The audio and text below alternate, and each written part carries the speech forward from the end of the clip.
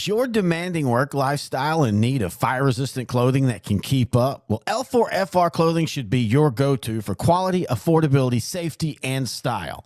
L4FR was founded by a third-generation oil field worker who is also a veteran. Thus, this company has a deep appreciation for reliability and longevity, all while we provide first-rate customer service. Our durable apparel will serve you well for many years to come, whether you're working on a pipeline, a lineman climbing utility poles, or in any other environment requiring fire-resistant apparel. L4FR has you covered. Our apparel is tough enough to resist hazardous conditions while still providing high comfort and style. L4FR provides clothing options to ensure your safety and comfort, whether you're on the job or not. To view our complete inventory of flame-resistant garments, please visit our online store at l4frclothing.com or give us a call at 817-757-4935. Si habla español. Struggling with mobility, chronic pain, work, or sports injury? At Azalea Orthopedics, our team of highly trained physicians specialize in complete orthopedic care, pain management, sports medicine, physical medicine, and rehabilitation. If you've sustained a bone or joint injury, have mobility or movement problems, struggle with pain, contact Azalea Orthopedics. We're conveniently located across East Texas, serving 18 counties. When visiting your doctor, urgent care, or hospital, you have a choice. Demand Azalea. At Azalea Orthopedics, your health is our priority.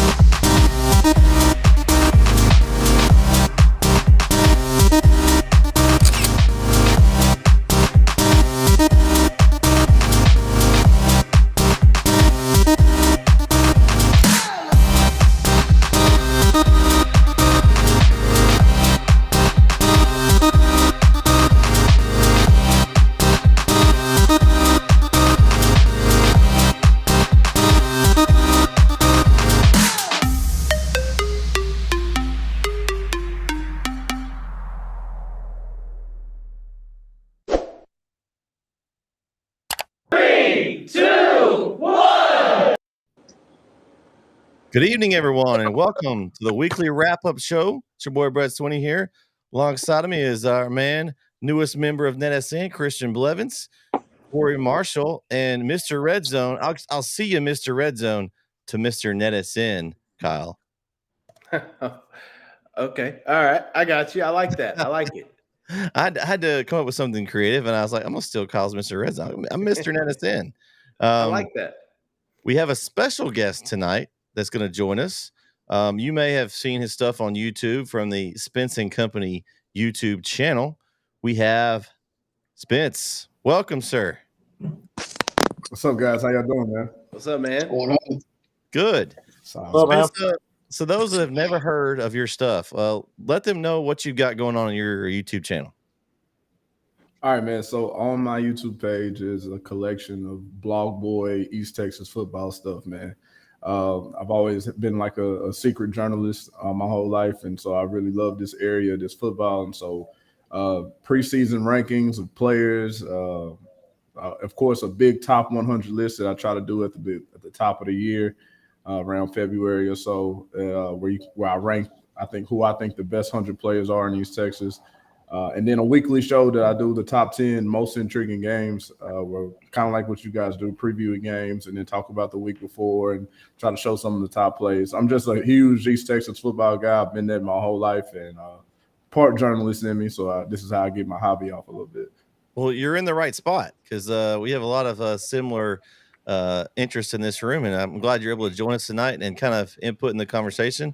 Always welcome here at NetSN, Spence. Appreciate it, man. All right, guys, how's everybody's week going? Good. Good, man. So let's talk last week's picks. I know Mr. Red Zone wants to talk about last week's picks. How'd you do last week? Oh man, I did all right. I think that think that I had the creative juices flowing last week. The Brownsboro pick is what got me the win. The Brownsboro pick is what put me above everybody. And the only reason I picked them is because I'd seen them. I hadn't seen Bullard. If I had seen Bullard, I may have picked them. But so shout out to Brownsboro for getting me the 10-0. Brownsboro. I'm mad at you, Brownsboro. Oh my God. I went 9-1, and that was my one miss. Was that get game I had Bullard. So I'm mad. Bullard, you let me down. That's why I cover Brook Hill, I guess.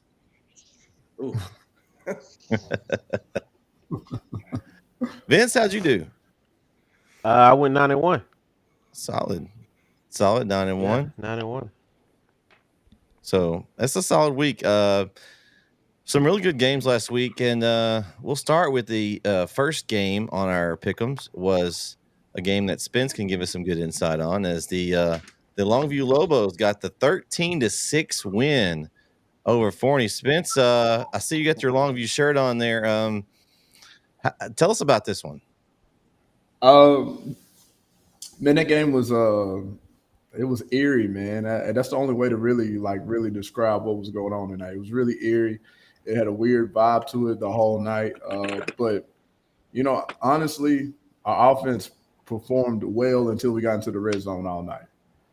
We got stopped at the one numerous times, even got a field goal block, which hasn't happened in a very long time in Longview football. I hadn't seen a field goal get blocked in Longview in a long time. They got a really good block there at the end. Defense did a really good job of just, bending and not breaking. Listen, that game should have been called 1,000 ways to lose, because we did almost everything we could to hand that game over. But luckily, man, we continued to play good D like we did all night, and came up with a huge stop at the end of the game and got out of there.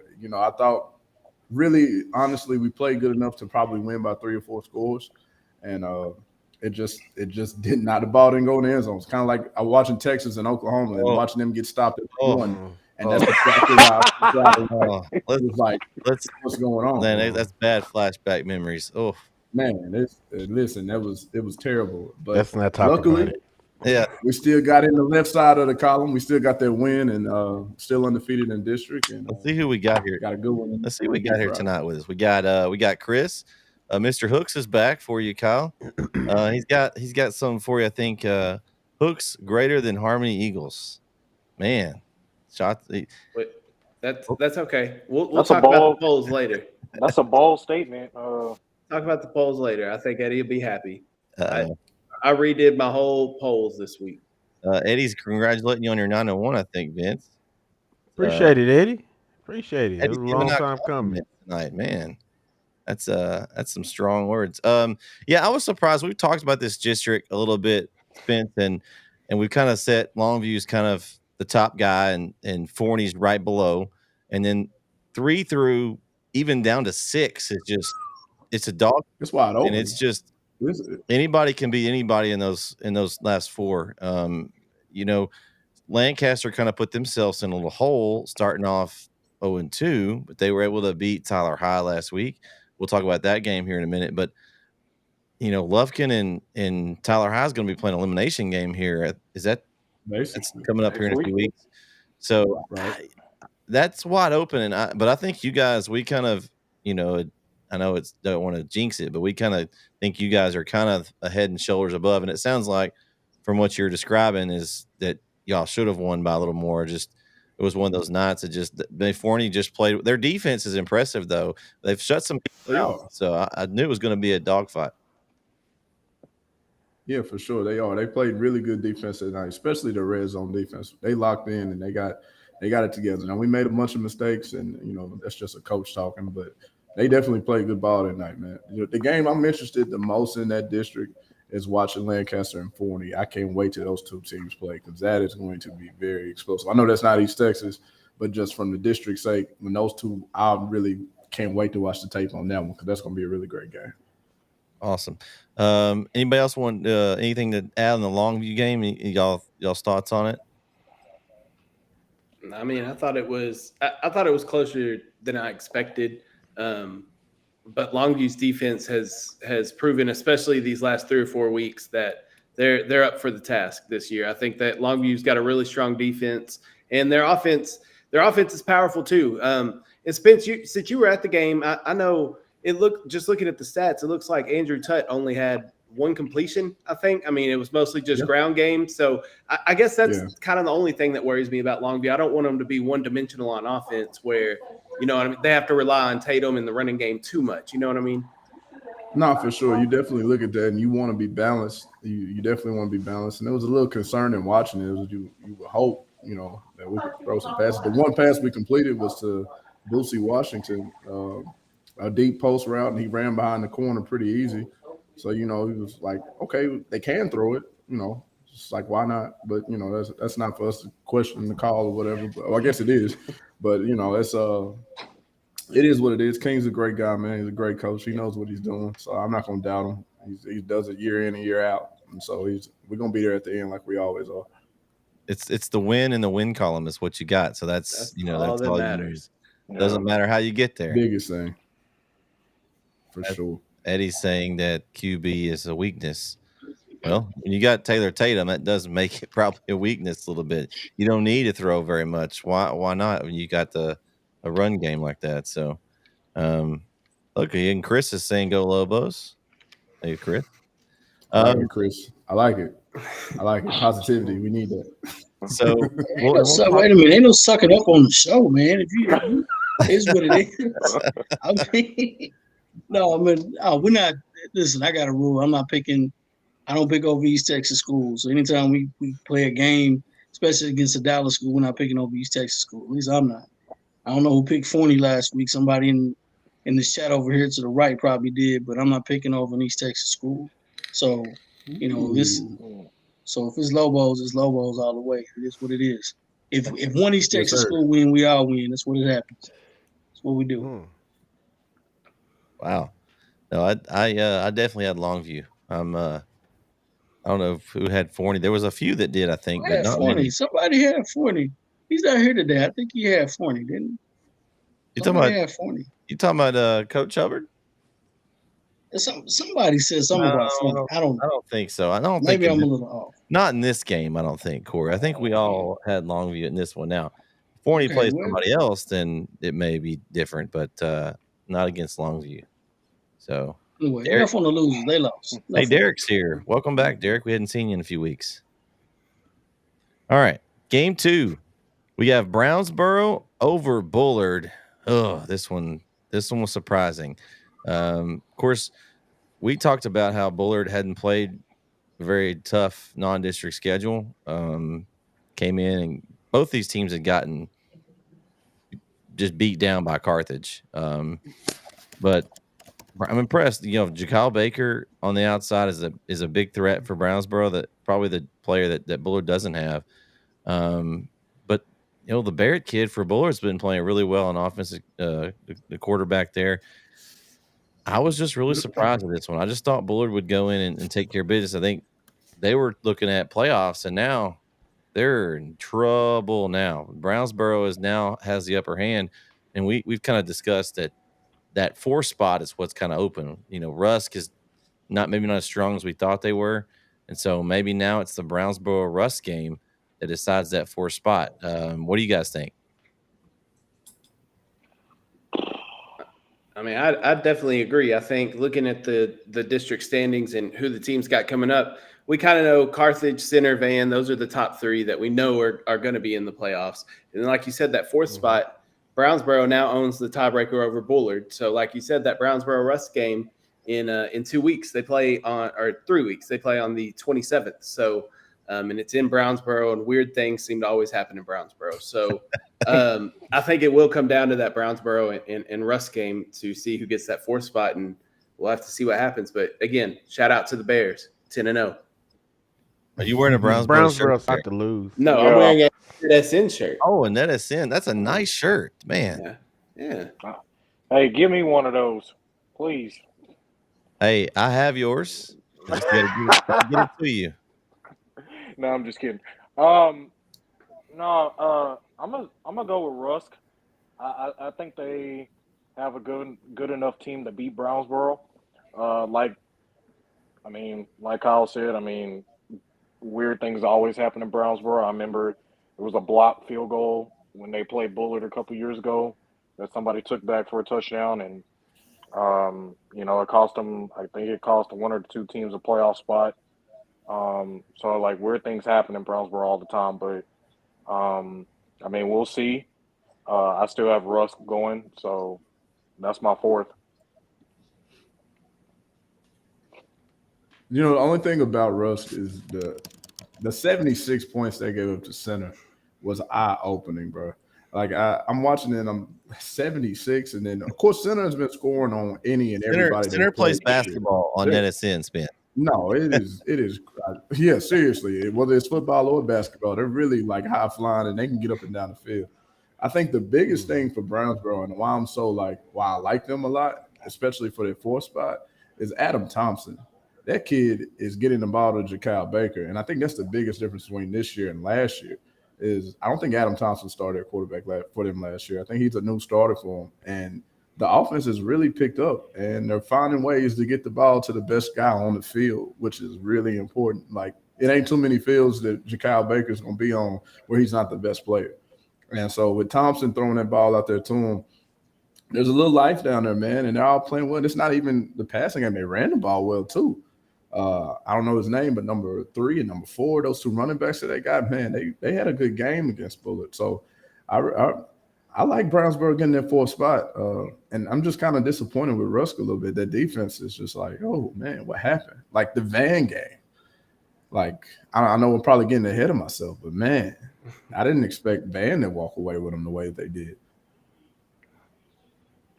To your point, too, about Brownsboro, not only do they have Jakyle Baker, I forget the kid's name, but they have a big tight end, too. He's number 19. He's a big kid, and he's good in that, short passing game and can kind of get that short yardage in the passing game too. So yeah, they got some. I like Brownsboro. The only time I got to see him was against Van, and they didn't look too good against Van. So, but they do have some good athletes on offense for sure. To me, that was a game Bullard had to have. I thought Bullard's been playing. I think they've been playing a lot harder this year. I thought the defense was a lot better than what they showed. Like I said, they only gave up 38 points against Carthage. I said they only gave up 38 points. They didn't put a 50 spot on them, They didn't score 54 points last year, So that defense is playing a lot better. That was a game that Bullard had to have. And because they can beat Rusk, and I think they can beat Canton. Now, will they beat Rusk? That's a different story. But that was a game that they had to have if they wanted to get that fourth spot. Now, Brownsboro has their fourth spot. Can they beat Rusk? For sure. But everybody's gonna be Canton. But those three, Brownsboro, Bullard, and Rusk, are gonna be very interesting for the rest of the district. And I don't know how it's gonna shape out, but right now Brownsboro has the upper hand because they beat Bullard. All they gotta do is beat Rusk, and I'm pretty sure they'll win out. But other than that, I don't. That's rough. That's rough. Yeah, because that's one of those guys that's still an upset. Beat center. I doubt that happens. Russell already had a shot, but I doubt Brownsboro and Bullard's going to beat center. Because Bullard's got Canton this week, Corey. They have Canton, so they'll get a win this week, and then they finish with Rusk, center, Van. So you got to think out of those three, you got to win 2 of those probably. They'll win 2 of those games, but as I said, they had to win that Brownsboro game. Yeah, they had to win that Brownsboro game. Who knows? They might be Van, and I could be wrong. They may show up. Well, right now, Bullard and Rusk are both 0-2 in district, and Brownsboro's 1-2.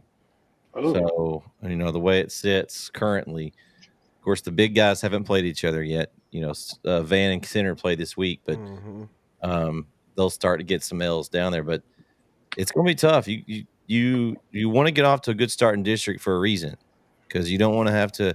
There could be I could see a 3-way split there. I could see a 3-way tie.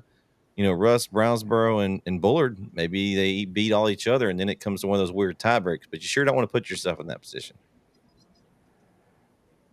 So. No, but I mean I don't think there's going to be as many upsets as I think it'll kind of play out. I think Brownsboro gets in just by scheduling, and to the point about scheduling, Van. I mean, it kind of sucks when these teams had to play them. Brownsboro and Bullard and those guys got Carthage and Center out of the way early. Whereas, Van had to wait till the middle of the district, and then Van doesn't get Carthage till like their last games. Carthage's last game of the year is Van. So they get to wait a while to play them. So it just kind of sucks how the schedule falls sometimes. Yep. All right. Anybody else want to comment on this? We all ready to move to game 3? You can go to game 3. All right. Got Brookfield 27-7 over Grace Prep. So Coach Hubbard and the Penguin squad, as we call them, got the win. Another defensive touchdown for the defense for Brook Hill. So getting a win on homecoming. Grace Prep actually, as of right now, they've done the realignment in TAPS, and so Grace Prep's actually a district opponent for the next year, along with Grace Community. As it stands, they can appeal that. I'm learning the TAPS process, but big win for Brook Hill going into district play. I'll be traveling to that game this week in Dallas for their first district game. And so I think that was a big win. Grace Prep currently is in the district that they might actually play them in the first round of the playoffs if they get third in that district. So it's good to see that they're playing well right now. Anybody got any thoughts on the Brook Hill game?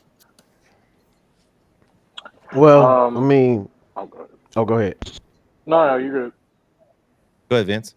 Well, I was just gonna say Brook Hill is I've been saying that Brook Hill is solid defensively, so that makes it easy for them. Makes it easy on the offense. We talked about the changes they made offensively to get more points on the board. It seems to be working right now. I know they had some injuries. I think maybe a couple of those guys may have already made it back. But they're looking really solid right now. I can't remember who they had an opponent coming up that I think Jeremy alluded to at the beginning of the year that he was kind of concerned about. Probably Dallas Christian. Actually, I'm trying to see.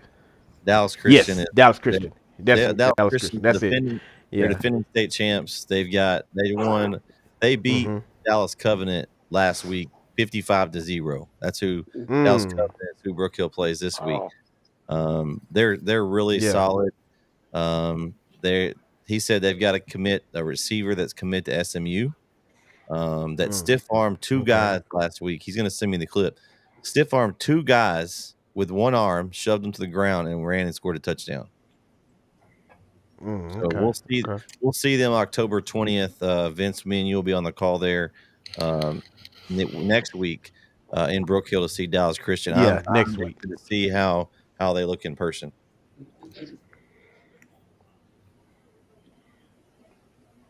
All right.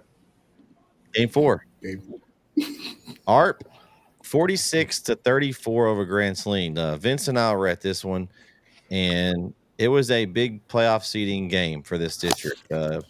We kind of have Troop and West Rusk at the top, and Grand Saline, ARP, Edgewood, Winona were all tied going into the night at 1-1. And 3 of those 4 lost, and it wasn't ARP. ARP goes on the road in Grand Saline with a big win. Our man Zane Superbork, we call him, had a great night. He had 5 catches for 216 yards and 2 touchdowns. Frank Smith had a nice, solid game on the ground. He had over 100 yards rushing on the ground and then 300 through the air. ARP looked impressive to me. I think they're the 3rd spot right now, pretty solid in there under Troop and West Rusk. They have a big rivalry game this week that I think they could surprise some folks in. I think they're going to give Troop a harder game than some people think. But I've been impressed with Coach Meeky and the ARP Tigers. Vince, I know you were there with me on the call. What did you think about this one? That was a big win, needed win.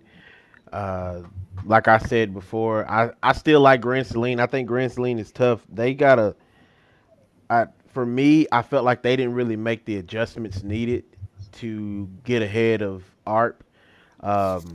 They were just right behind them, and they just stayed behind them, and they were in love with that run game, and it wasn't working. And I'm big about adjustments. Like, if it don't work, throw it out. Let's move on to something else. They just held on to it, and it cost them.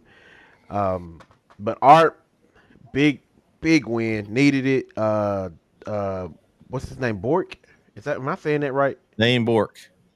Bork. Okay. That dude is amazing. Absolutely amazing. Probably at least that's probably the best play I've seen. Like when he stiffed armed the two guys on the sideline and then peeled off on three other ones to run into the end zone. That's probably the best play I've seen all year so far. And he just was doing it all night. All night he got what he wanted.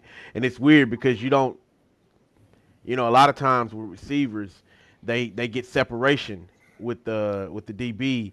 That's how they're able to make their plays. Well, the DB for Grant Saline was so good, he was with him the whole time. He was D'ing him up. That's what we talked about on the call. He was D'ing him up. It's just that it was as if he Bork was just he locked in on the ball and he was just snatching it out of there.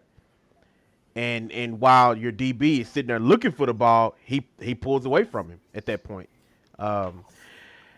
Big win.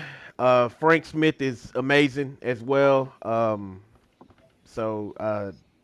Yeah, they look polished. They definitely look polished. Looking at the district, we're talking about that fourth spot. I agree that West Rush, Troop, and Art probably the top 3 seeds, but Edgewood could throw a wrench in all this if they can knock off Art on the 27th. If they beat Art, then it's a complete chaos in the district.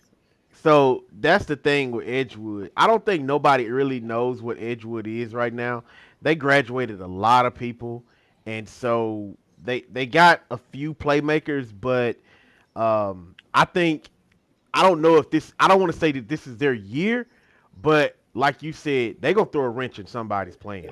I think Winona playoffs. Winona they gonna hurt somebody. Winona holds their destiny in their own hands. Like they really have Troop left on the schedule that you can count as probably a for sure loss. Other than that, they play Grand Saline in 2 weeks. If they beat Grand Saline, then they got Quitman at the end of the year. Because of that win over Edgewood, they could sneak into the playoffs. So, and it's been a while since Winona's been playing meaningful football. So I'll be interesting to see how Coach Kincaid can get those boys fired up to go in a couple of weeks against Grand Saline, because that's essentially a playoff game. You win that one, you control your destiny. So it'll be interesting to see how that district pans out. Just touching on the Grand Saline Harp game.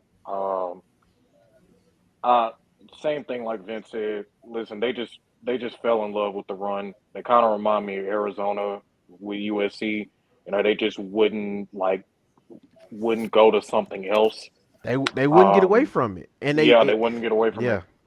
And so they lost because of that. I thought they could have easily won the game. They could have won the game by at least by 3 points and maybe 1 touchdown, but they couldn't do it. I'm impressed. Not to mention the boneheaded play that cost them the touchdown at the end of the game. I mean, I'm sorry, at the end of the first half. that was a mess. That mental mistake right there. I mean, me and Bret, we were up there with those coaches. That first coach that walked by, he just lost it. And I think that play alone is what really did it. I don't want to see. It's the first half, and I don't like to say that, but man, I feel like that's what did them in. So it was like if you go. It was 25-20 or no, 25. Well, I think that's right. I think it was 25-20. And ARP was marching. 25-20. 15 seconds left. Yeah, ARP was inside the 5, and they throw a little fade jump ball in the end zone of Bork. Zane Taylor ain't missed all night. Jet Taylor, the quarterback, was playing cornerback, and he went up and intercepted it. And he took it from him all the way down, and then about the 50-yard line, a guy just blindside blocked somebody. It wasn't even in the play. It was not gonna. It wasn't gonna matter. It's one of those. Jet was gone.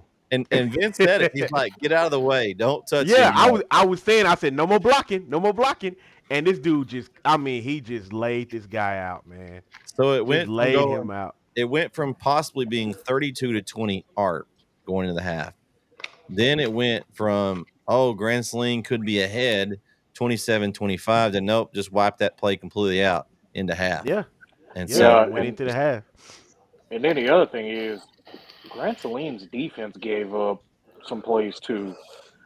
So like I said, they couldn't get away from it. I watched some of the game that's Saturday, but they just couldn't get out of their own way, and then their defense gave I up so said that much. they went their own way that night. So Art did good, but really, let's be honest, Grand Saline should have won Grand that Saline game. lost that game. Yeah, they Yeah. lost that game, I think.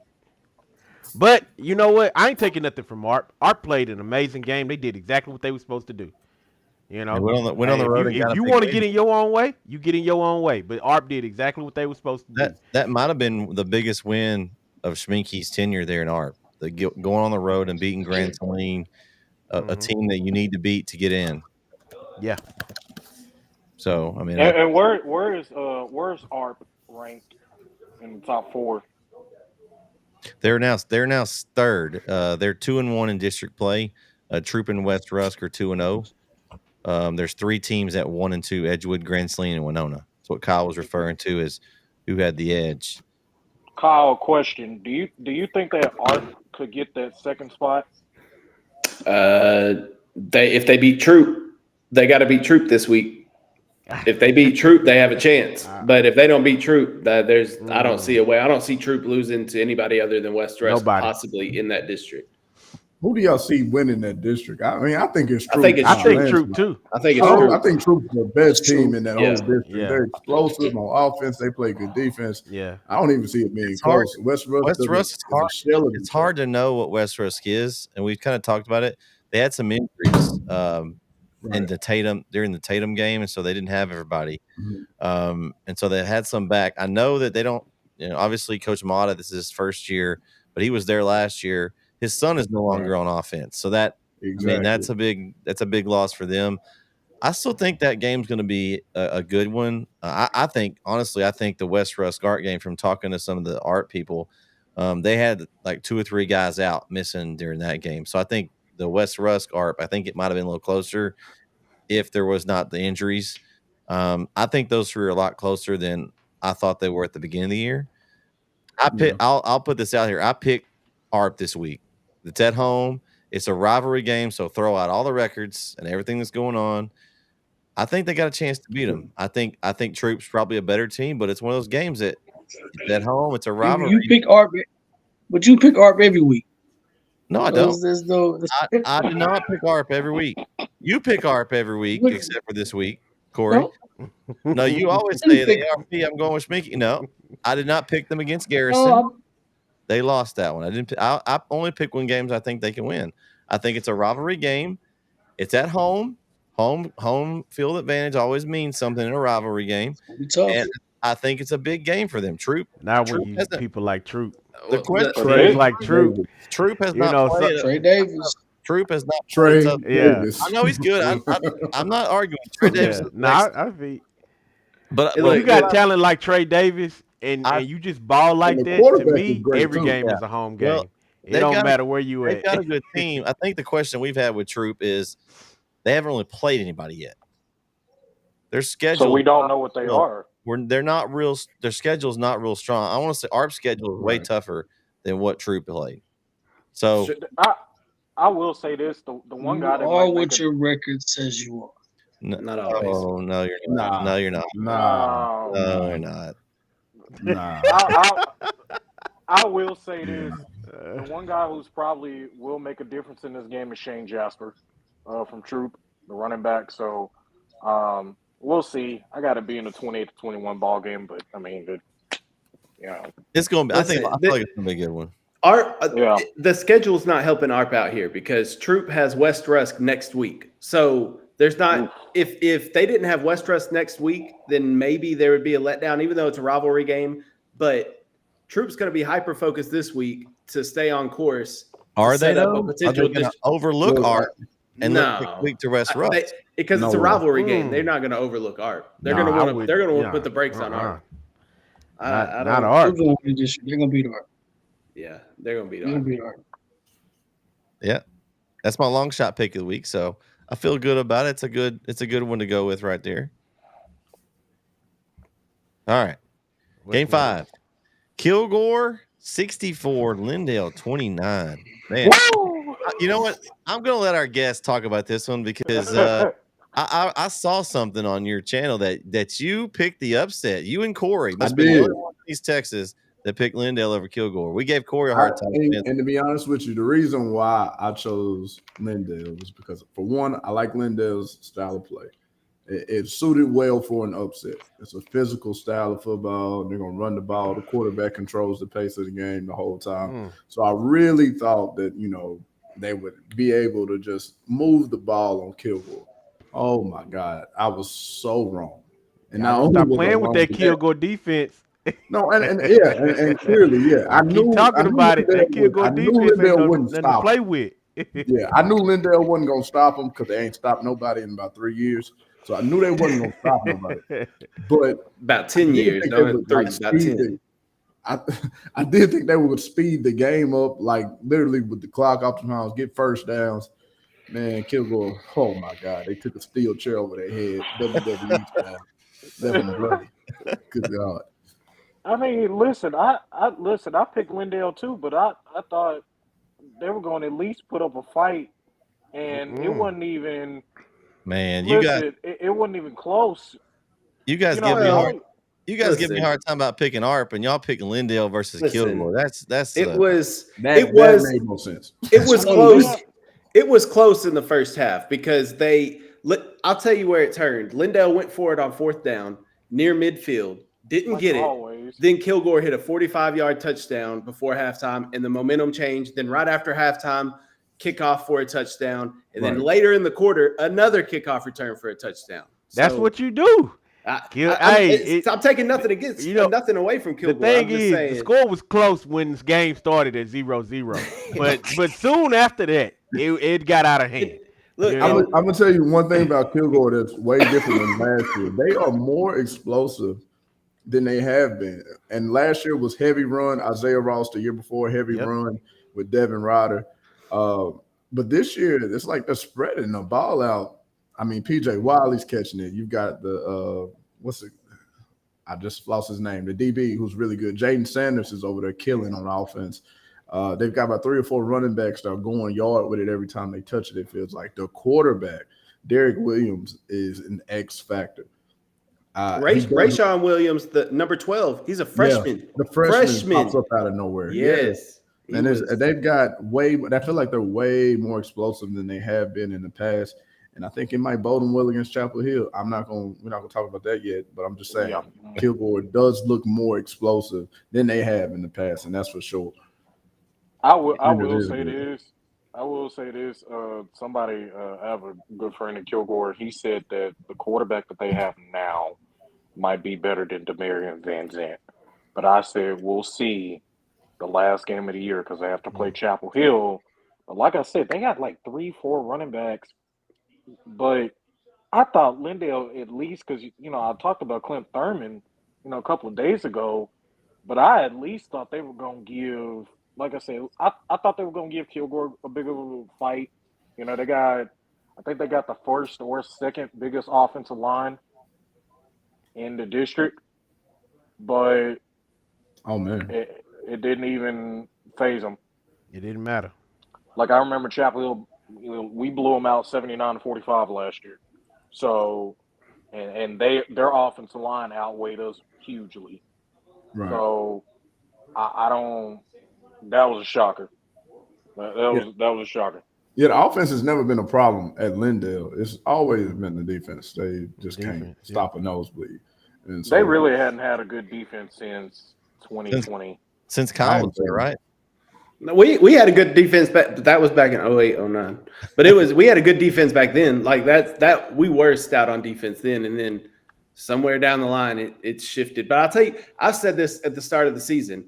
We have front seven's never really been the issue. It's always been the secondary. Secondary has always been the Achilles heel to the Lindale defense. We've had front sevens. When Jeremy Calhoun was wrecking shop in Van, we shut him down. So. Like we've had front sevens that were stout. Absolutely.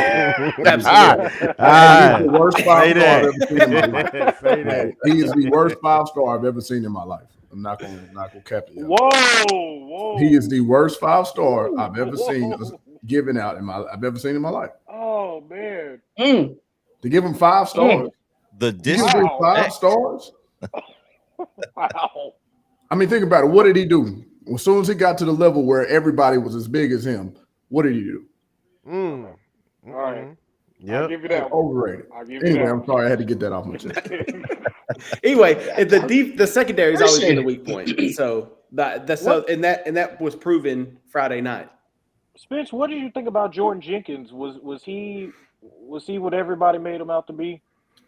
Jordan Jenkins was incredible for Lindale. I mean, he put up 300 yards on us. So I mean, Yeah, he was incredible Yeah, for Lindale. he was the truth. And at this stylistically- level, yeah.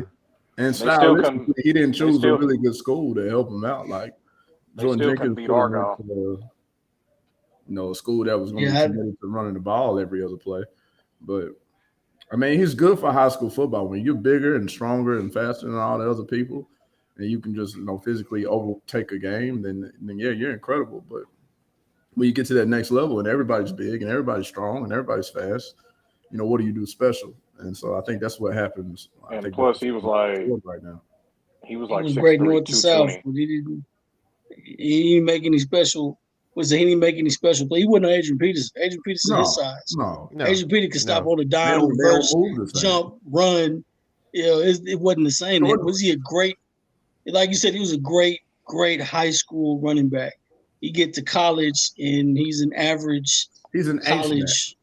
He moves like Right. a tight end, is what he moves like. Right. And I compared him to Derrick Henry, but come on, dog. no. Hey, listen, Still not the we same. played Come him on, dog. twice. We played him twice, and he put up first time he put up 300 yards on us. Then the next time he put up 200, and so So Well, it wasn't just us. He was doing that to everybody. Derrick Hold Henry. on, let's Yeah, be he clear. was- Hold on, he was doing that to everybody. He wasn't just doing that to Right. Chapel Hill. Well, and We're not Chapel going to Hill- just hang that on we Chapel have to Hill. He remember did that that was- to everybody. Chapel Hill, we weren't real good back in that time. That was before things kind of turned around. So that was not that our I don't defense. think we could have Everybody stopped the did run. that. That Not that our I defense. don't think is we great could have now, stopped the but- run like that now. Yeah, Yeah, well, we would do better than we did back then. I would say that. yeah, come try to do it now. All right, let's see. We got Because I pick with my heart. I pick with my head, Eddie, not with my heart. That's why. because he I picked Lindale. he's gonna win. I picked Lindale over Kilgore. I thought that was a trap game for somebody. I'm saying it, man. That Lindale's gonna beat either Chapel Hill or Kilgore. They didn't beat Kilgore, so Chapel Hill better bring the A game. That's a trap. No, Stop it. That is a trap. no game. way, Corey. Stop it. No. Don't say no way. Don't be biased. Stop it. You seen Chapel I'm Hill trying not to start be. slow. We Cap. seen Chapel Hill start slow. We seen Chapel Hill start slow against Palestine. Palestine's ran the football. Palestine. They've had trouble. Palestine is not bad though. Who is Lindale going to stop? Defense. On Chapel Hill. Who can they stop? It may be 82-80.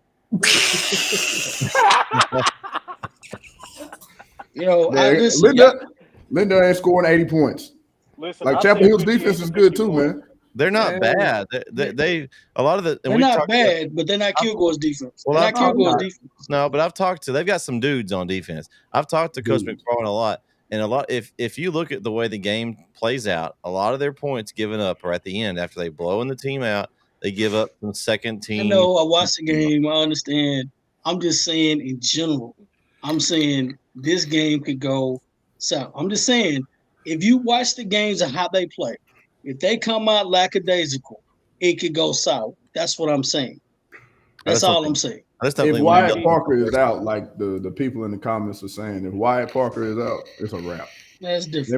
They might not be nobody else. Chapel Hill. It might just be Jacksonville, and that's it. I don't even. It might be the only Let's team not they talk beat about if this. they don't have the Because tailback. here's the thing: if it happens, then we got to sit here and talk about it. And Corey's gonna be the only one that's. Hey, I gonna won't be here sitting next there week.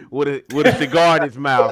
Like I told y'all. Whatever you want. I won't be here next week. I'm a 1 week kind of guest, unless y'all I invite don't me want to back. have to hear that. Listen. I don't want to have to I hear don't that. want to be right. I don't want to necessarily be right, but I'm saying I'm a homie. You know what I'm saying? I'm a homie. I want them to win. But if they come out being lackadaisical, it could be one of those like, oh my God, Corey, what's happening? Corey, let me ask you this. We've talked about this because it's been hinted to on this show many a time. Vince, Brett, y'all can attest to this too. Christian, I'm sure you feel the same way. Chapel Hill hates Lindell, does not like Lindell, does not like anything about Lindell. They're going to come out and try to make a statement because Kilgore just made a statement about beating Lindell 64-29. Thank you. So Chapel Hill is going to try and come and outdo that statement to say So- that's a big matchup. So let me They ask ain't you, overlooking Lindell. what changed? I In hope this, so. What changed in this game to change the score from last year? 79 to whatever it was that Chapel Hill put up against Lindell. It was like a 30-point win. What's changed? Chapel Hill basically has the same dudes back. I mean, Just better. Lindell's offensive line is not as good as last year. They still have their stud up front, but they just lost their running back. So I don't see any reason why this game shouldn't be as bad or worse than last year. Yeah, I mean, if it's bad, it'll probably be something like 65 to 30 something. But they have to stop Clint Thurman. I mean, literally, he can run and throw. Looks like Bryce Young out there.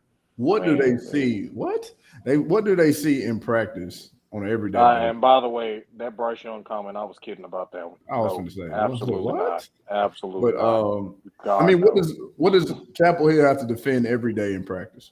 The running quarterback. Maybe the best running quarterback. Not even a maybe. He is the best running quarterback in East Texas.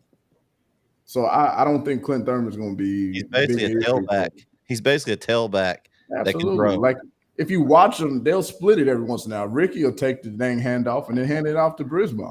So I mean, he is the most exciting running quarterback in East Texas. What do you think every day in practice? What do you think that Ricky Stewart will go for in this game? Because I said 245.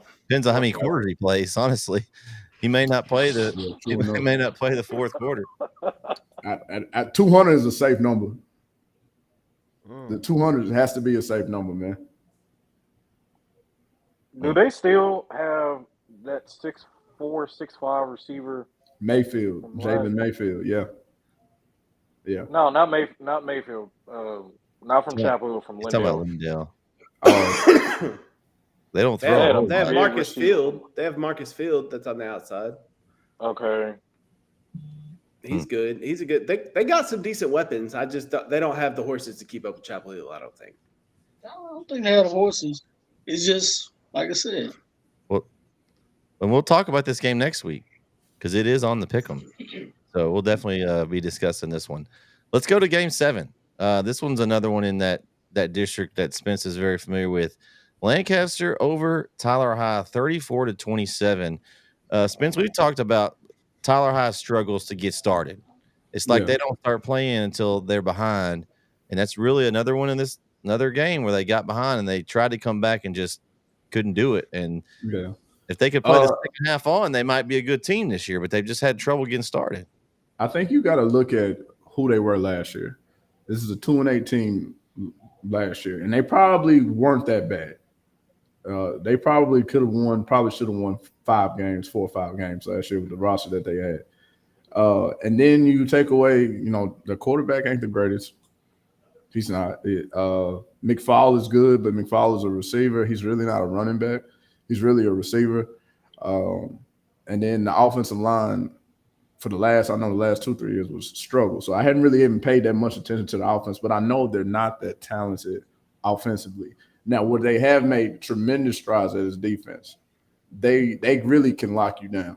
And, I'm really kind of nervous whenever we get to play Tyler because they have a good defensive front. But anyway, they play such good defense that's what keeps them in these games. Like if you go back a week ago against McKinney North 2 weeks ago, the pick six is what got them back in the game. Mm-hmm. So they're really just riding the defense. Offensively, they're not that good. McFall is a great player, and if you got a quarterback that can help him stretch the field, which they really don't have, he's not bad. He's just not. And he's young. He's really young. He's kind of small too. He's a short guy. He's 5'6". Yeah. If that, he's not a really tall dude. But I think and then you look at the teams that are in this district. This is a extremely tough district. When you got Longview at the top, you've got Forney, McKinney North. Lufkin with maybe the second best running back in East Texas to me anyway, and Kedron Young. Then you've got Tyler, who's now competing. I mean, this is a tough district, and you got to be on your game every night. And Tyler's just not ready. The coach has done a great job. Woods has done a great job. He's got those boys believing. They're playing good defense, despite the scores in the 30s or whatever. They're playing good defense. It's just they don't have enough on offense right now, and so I don't know until they start stealing some kids from Chapel Hill. They're gonna be in trouble. We don't want to put that out there in the air. No. We don't want to put that out there in the air. Yeah. Yeah, you're right. I just don't think they're talented enough right now in order to continue to stay in these games offensively. Is what I'm seeing. And Spence, I think you're right. To be honest with you, the only really reliable weapon that they have is McFall. Now their running backs are pretty good. They got something going there, but like we all said, their quarterback is not that big. He's 5'6", maybe 5'5", and maybe even shorter than that. So, and listen, he has a strong arm. Like he can throw. Like I've been to 2 games this year. Mm-hmm. They started out slow. The Tyler Legacy game. The only game that they really got out to a fast pace with was when they played Marshall. So, it's. I still have them be in the 4th spot, but they're gonna have to. They'll win this week, but then they got to beat Lufkin next week. Then they got to meet Longview, and then they meet Forney. So. That's a tough schedule right there. Yeah. So to be honest with you, Forney and Longview, if I said they'd had a better chance of beating one of those two, it would probably be Forney. But the way that Longview and Forney play defensively, I don't know. I don't think Caden Granberry can handle. That's the quarterback. I don't think he can handle what that's going to bring. McFall has to make big plays in both those games. Their defense has to be astounding. I mean, I know Hood, number 12, he's pretty good. They have a guy that wears number 24 on the other side. He's pretty good. And then they have one guy on the defensive line, the edge rusher. He's pretty good. But this defense, and then number 7, Aiden Keys, he's pretty good too. So they're gonna have to figure stuff out. Because I'm gonna say I said it earlier last week. I'm gonna say it again. They shouldn't have lost to McKinney North. Well, I was at that game, Christian. I don't. You think is that the game you were at? We were both at that game. So the McKinney North got them in the first 6 minutes of the game. Okay, they get the ball first. They go down and score. They're up 7-0. They onside kick and got it, and then punched in again. So they're up 14-0 before Tyler High's offense was even on the field. Right. So you take that first part of the game out, they actually won that game. Then they had, I don't know if you saw the penalty called at the end, Spence. The legal downfield was really close. They got the go-ahead touchdown call back for a flag. I just hate it for Coach Woods. I mean, they worked so hard to get that back, and then that kind of penalty just, cost them the game. But one thing I will say is that I've seen this year over last year, they don't quit in these games. Last year, they exactly, and that's the biggest thing. They would have touched their head and quit. The character that they're playing with. Mm-hmm. So, I mean, I'm impressed by that, and I've said all along, I'm not sure where they are or what they are, but I thought maybe the 4th spot. But that McKinney North game, once they lost that one, that was going. And then they, of course, the Lancaster when they had to have it basically, and so now you're behind the 8. They got to play Lufkin. Like Lufkin is, yeah. They're not if Lufkin doesn't lose both quarterbacks against Forney, it's 21-21 before the second string quarterback gets hurt. I mean, Lufkin is a good team. I know we went out and trounced them at 42-0, but that wasn't an easy 42-0. And I know that sounds kind of that was impressive. We were impressed with that. That was we were real surprised that was that big of a blowout. That's Sweeney, dude. Yeah, go ahead. Do they have to go to Lufkin? Do they have to go to Abe? Who's that? No, they play in Tyler this year. Tyler High's at home. Okay. They go to Longview. They play Forney at home. They go to West Mesquite this week. That should be a win. So that'll put them at a district play of 2-2. So then you've got Lufkin, Longview, and Forney to finish the season. That's a gauntlet right there. And they have to win 2 of those. They're probably going 0-3 there. Yeah. I mean, the Lufkin one's probably the one they could get, but Forney and Longview, I think we've kind of established. Realistically, I would say they'll probably go 1 and 2 of those games. I think they'll just be Lufkin. But Forney and Longview, that's and I know we're not talking about Longview right now. The game, not this week against North Mesquite. We should handle that one. McKinney North at McKinney North next week is going to be huge for Longview. And I know I'm getting ahead of myself, but we lost in 21 down there. So we're going back there. We lost in McKinney earlier this year. The stadium's cursed. I'm calling it. No. That's going to be a big game for us next week too. So I'm not predicting a loss or anything, but we're going to have to show up to play ball both against McKinney North next week too. All right, Game 7, White House 57, Pine Tree 35. oh Lord. What's wrong, Christian? Did you pick Oh Pine Tree? Lord. No, but I mean, we don't even know what Pine Tree is. Pine Tree is a roller Pine coaster. Tree. They're a roller coaster, Christian. They're every year. I think what there was one period of time they went 5-5 3 years straight. I think. So, golly, we kind of know what White House. Surprised. We kind of know what White House is, though, Christian. We've talked about Texas High as the top of that district. We think White House is 2 at this point, and we've got Marshall. Thought they were 3, but Mount Pleasant. We'll mention that Mount Pleasant beats Marshall, and so now Mount Pleasant, looking like they might pick up the 3rd spot. We kind of talked about. We thought Nacogdoches and Pine Tree might compete for a spot, and Mount Pleasant just came out of nowhere and started playing really well. I just, with Nacogdoches and Pine Tree, I think it's Jekyll and Hyde. We've seen goods and bads from both of them, but Mount Pleasant right now has been impressive. But White House, if they're on a collision course again with Texas High, they beat them last year. I know Texas High hasn't forgotten. Is that for the district? It ain't happening. Well, it should have been. White House actually ended up costing themselves in the week 11 and losing. Yeah, Marshall, right? Yeah. Yes. No, And it so- ain't that. I don't see they had White to go House play competing that Lovejoy. effort again. They put up 57 points, but I mean it's against Pine Tree. And Pine Tree is so up and down, man. There's no consistency from them. Mhm. Their They look secondary. good 1 week, and then they don't look good the next week. Mason McMinn and I'm glad Eddie, I just read that comment, but Mason McMinn from Mount Pleasant is a baller at quarterback.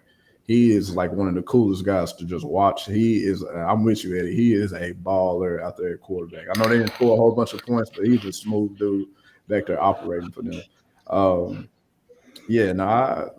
White House, I like him. I really love Josh Green. I think he's a really, really, I call him Tim Tebow. He's like their Tebow because he's left-handed, he's big, he's physical, he can do all that stuff, but he doesn't have Jamal McCoy out there anymore. He doesn't have the Carlton Wilson out there anymore. I just don't see that happening again. Texas High has already had their scare against who almost beat Texas High? Tyler Legacy. Tyler Legacy. They've already had their scare for the year. Texas High is, to me, heads above everybody else in that district. I don't think it'll be close when it comes down to Texas High and White House again.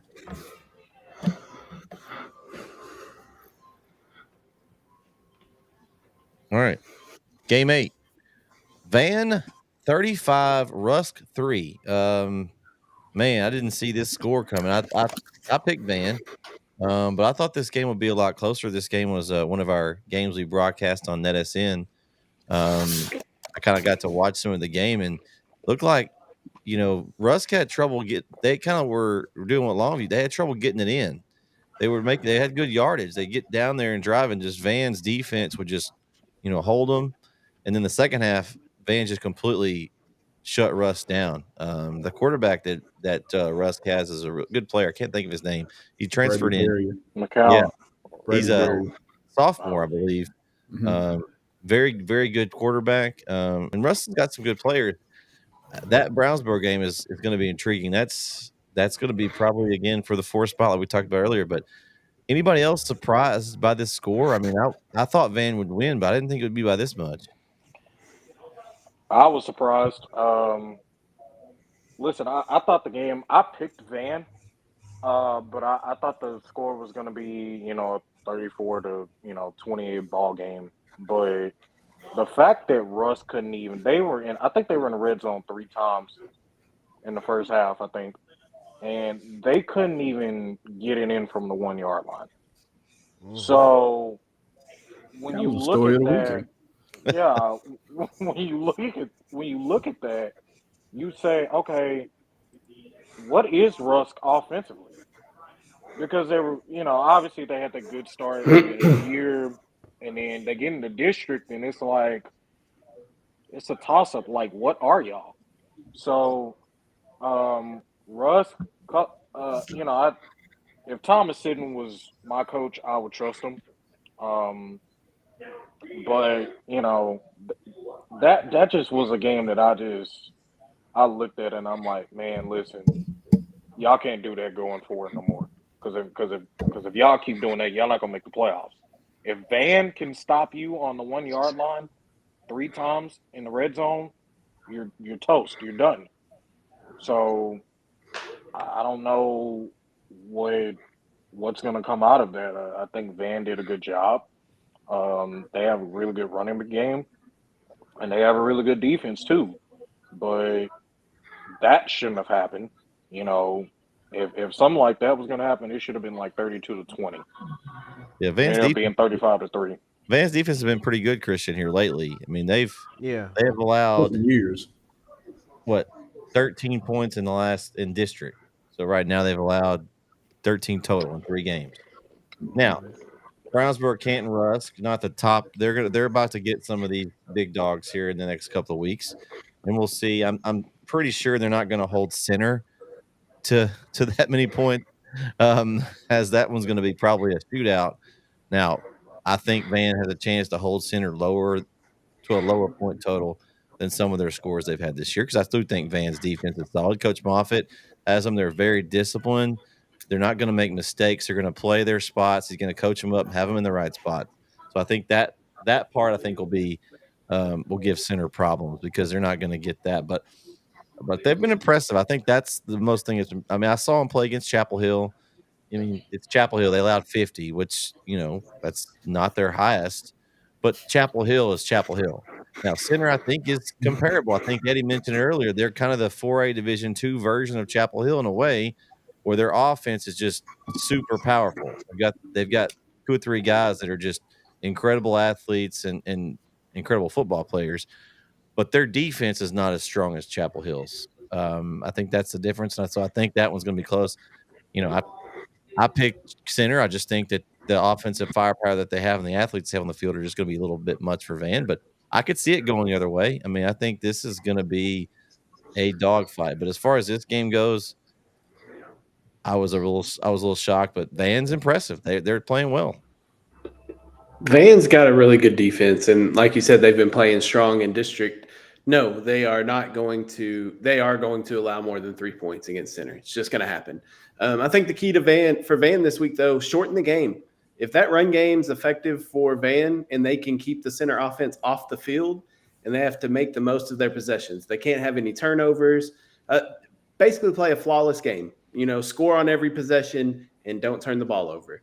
And I think if Van can do that, then they'll win the game. They need to probably get a timely turnover on defense to kind of get the possession back in their favor. But I think there's a formula for Van to win this game, and I think it's a very winnable game because center hasn't been able to stop a nosebleed this season. So that's a very weak spot for center, and that's why I'm picking Van this week, because I said Van.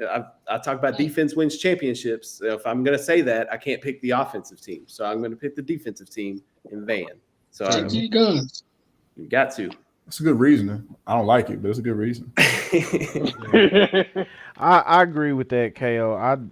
I'm big about defense. Van is very good defensively, and to hold somebody at the 1 yard line 3 times, that just goes to say how good you can be. Because I mean, even a blind squirrel can find a nut every now and then. To get stopped 3 times at the 1 yard line, that's not really saying that Russ is bad. That's just telling you how good Van really is defensively.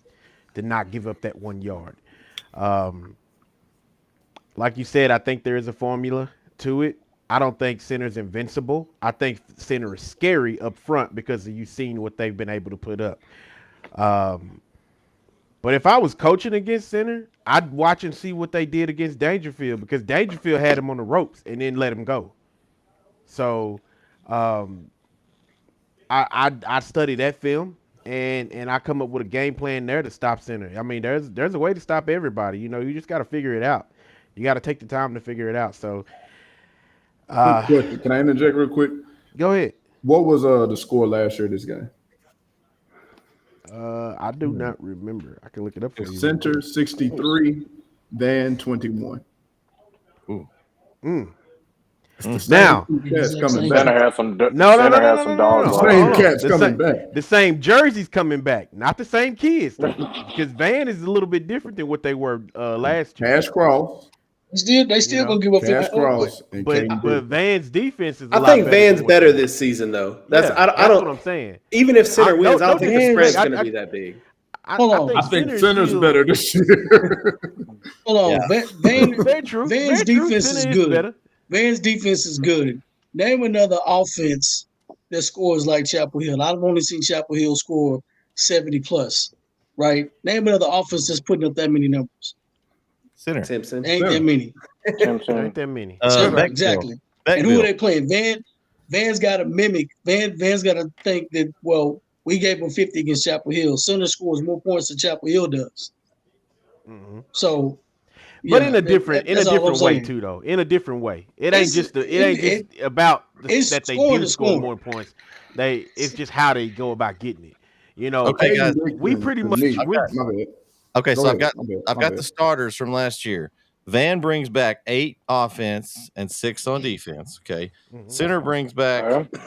8 on offense and 3 on defense. So not much Ooh. difference there. It's basically going to be the same game. So you got I- a bunch of Well, change snubs. I think I'm changing what I do. both teams are different. But Yeah, I don't what- believe in it being the same game. You could play the same. I mean, to me, Van and Center can play 10 times. I don't think you're gonna get the exact same game all 10 times. No. You shouldn't get it. I don't No. think. I mean, unless you just unless you just You know stubborn how in it your is. own way and you in your own way. I mean, you know what I'm saying? Like, I know Center is they have a set of athletes that are just remarkable. I've been able to watch them a couple of times. I'm not taking nothing from them. I'm just saying, how many strong defensive teams have you seen this year? I don't think Center is strong defensively like that. No, they're not. And I don't think they faced Some- anybody that was But I strong don't- defensively like But this. Van's not strong offensively. Like, True. They're really not. But if they're but anemic here's what on I'm gonna say. offense. If my offense only averages 21 points, then that means I need to hold you to 20. Right. And I got a strong defense. So that's the goal. That's the right. You So- talking You're not about gonna hold a Center team. to 20 points. Exactly. You know, That's not gonna You're happen. not holding Center to 20 points. You don't So- think it can be done? No. So Van, Not at all. Not Dangerfield about held Van. them to They're not 28. gonna do it. Carthage will do it. But Dangerfield held them to. But Dangerfield held them But under 20 and they let them Dangerfield go. has a different set of athletes than what Van does. That's why I was So- going to say the But, They speed can but for what I'm match up saying Center is athletically that, with but Center. my point is that it can be done. It can be done. Yeah, it That's can what be I'm done. getting. It can be done. The impossible Right. can't be done. It can be done. Anything can be done. Anything is it can possible. So I've got some All numbers right, for all you right, guys. Ask Michael Parsons. All right, Ask man. Michael Parsons. All right, Ask Michael Parsons. okay. Anything can be done. Okay. Where Ray? I need a Ray Lewis. Where There we Jeremy go. at? I need Jeremy on here. Oh no. Here's I need Van's a point. defensive guy. Van's point output this season 24, 28, 42. That was to Lindale. We know they don't stop anybody. Yeah. 28, 28, 49 to Canton. Are they any good? No. And Russ 35. Okay. So I mean, if it gets in the 30s and 40s and more, I think Center wins easy. The only way Van's got Absolutely. So, I agree mean- with that. But I'm saying if Van gets their way and holds them to a So low Van score, plays perfectly, and Center plays horrendously. So let me that to my point here. Here's Maybe. Center's offense. That's what you're telling me. Nah, but no. Telling me Van got to be perfect and Center has to be horrible. But Center can have a bad game. So Center has 80, 67, 52, 28. That was the one to Dangerfield we just talked about. 57 and 76. Yeah. So they're scoring over 50 every game except Dangerfield, who had athletes to match what Center has. Do we believe that any of those teams that they played had a good defense? No. Because that's what I'm saying. I don't think them teams they dropping them numbers on actually have good defenses. I mean, we live in a day and age now where offense is just taking over the game, right? Like you got to play the game a certain way, which benefits offenses pretty much. Let's be honest, it benefits offenses. But when you find a defense that can say, "I'll still play your game and beat you at it," to me, I'm like, man, you might want to watch out for those type of. They're gonna make up 42 points. You know what? If Center comes out and drops 72 on them, I'll take that on the chin and say, you know what? Oh well, it happened. But I believe that Van is gonna give them a hard time, just like Kilgore been giving everybody a hard time. You know, they've been, and to me, those are two of the strongest defenses that I've seen so far. You know, I don't even know. You think they're gonna make up 42 points in 1 year? No, it's possible. Anything is possible. Colorado came out here and smacked TCU like it was nothing, and they just got put together 5 months ago. See, here's the thing. Too. Some coaches know how to scheme against them. I'm just saying it's possible. It's a possibility. It's possible. Some coaches know how to scheme against the other coach, man. Look at Kyle Shanahan and the Dallas Cowboys. Oh, we got the best defense in the world. He picked Dallas apart, dude. He picked them apart. Hey, listen. Michael Parsons. I don't want to hold that against. I don't want if the guys are watching this, I don't want you to think that I'm holding anything against them.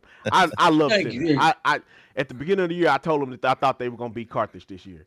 You know, I love Center. I didn't know Van's defense was going to look the way it's looked, but you know what? It could be that the teams that they doing this against ain't really that good offensively. I don't know. How many centers has Van played this year? Not many. How many athletic teams with guys, the quarterback that can take it at any snap, and the running back that can take it on any snap? They play one team. In which Chapel Hill and Centers 1 and 2, their quarterback and running back tandem could be questionable. Could be like they could be 1 and 2 with Center and Chapel Hill the way those two guys are. Well, here's the thing. Dixon. Mostly Van runs Sweeney, they still run RPO and up the middle runs. So because they did last year. Well, you got Moffitt. You got Moffitt and Moffitt in the backfield. You got the coaches, quarterback and receiver, and running back. What I'm saying is like we pointed out. I mean, these defense that Van is playing, they're not good. And like I said, we know what Lindale is. I mean, they remind me of the 1960 Dallas Cowboys. So that doesn't. I mean, all right. So look, can I ask this question? Is there to any of y'all who believe that this is just going to get out of hand? Do you not see any way for Van to pull this off? Yeah, Center has to play horrendously, and Van has to play perfectly. Center would have to turn the ball over. If Van turns Center over, then they got a chance to win. That's what they got to play horrendous on offense. They would have to. But use some. Or Van has to play really good on defense. I see where you're going here. It's okay. That's what I'm saying. Like, okay, because I wish Jeremy here because Jeremy said it best one time we talked about this. He said when an offense plays bad, why do you look at it as an offense just playing bad and not that a defense is just playing the way they playing and making them play that bad? It could be that Van pushes them to that, right?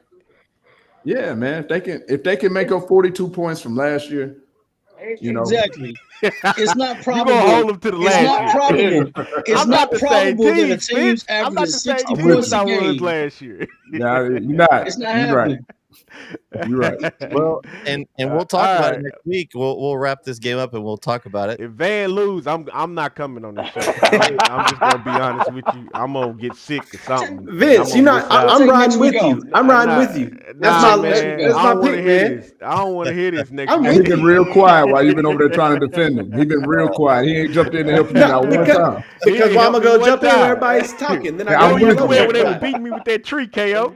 When you want me to jump in, I couldn't get a word in edgewise. What you want me to say? What you want me to do? Yell over everybody else too? Yes. I I'm feel Stephen you. A, I bro. appreciate you, K. Yes. KO, my Hey, brother. I listen, appreciate in that. I there. done said what I had to say. I done told you. I done gave Van the recipe to success. I done told you how to win. All they need to They do got to is play stop center. perfectly No, Gotta play perfect.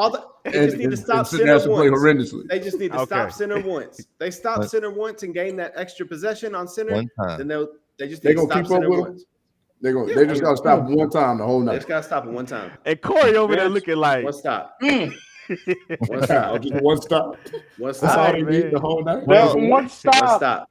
Yep. Speaking I of one believe in stop, miracles. All right. we have game 9 here, guys, and New Diana sure couldn't get a stop as they got spanked by Dangerfield 42-0. I mean, after the way they played, almost beat Harmony. I was like, I thought New Diana would at least compete in this game. Dangerfield said, nah, we're going to show our dominance and win 42-0. I had Dangerfield in this one, but I was really surprised by the spread. What do you guys think about this?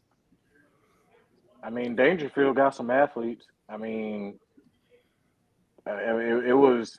I was shocked because they played Harmony so well, but Harmony's defense was New Diana's defense was like they just couldn't stop a lick. I mean, their secondary was roasted, and their front seven was treated like whatever. So Dangerfield got some athletes all over the field, but a 42-0 beat down is awful. Okay, It's weird. It It's is weird, man, because it's New like Diana you is good. literally lost a close one to Harmony, and you would think that they would bring that energy into Dangerfield, and Dangerfield was just like, nah, I don't care who you play, like it ain't, you ain't finna get nothing on us tonight. So Wait, didn't Dangerfield have a close one against Timpson? Yes. They lost, yeah. Yeah, they lost, but Okay, it was a good game. That was the game with Chase Terry Johnson Bussey, wasn't available. yeah, the star wasn't there. JJ Garner. Terry Bussey gave it to him. Mm-hmm. Well, and I mean, here's what I thought. I mean, we've talked about this from even the preseason with Dangerfield.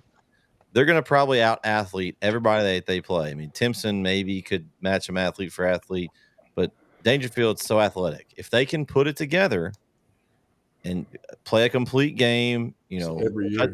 cut the middle mistakes out right, and maybe they catch it hot at the right time, and they've looked good here as of late. I think this game is more of an indictment on Harmony than it says anything about anybody else. That Harmony is not as good as they were last year.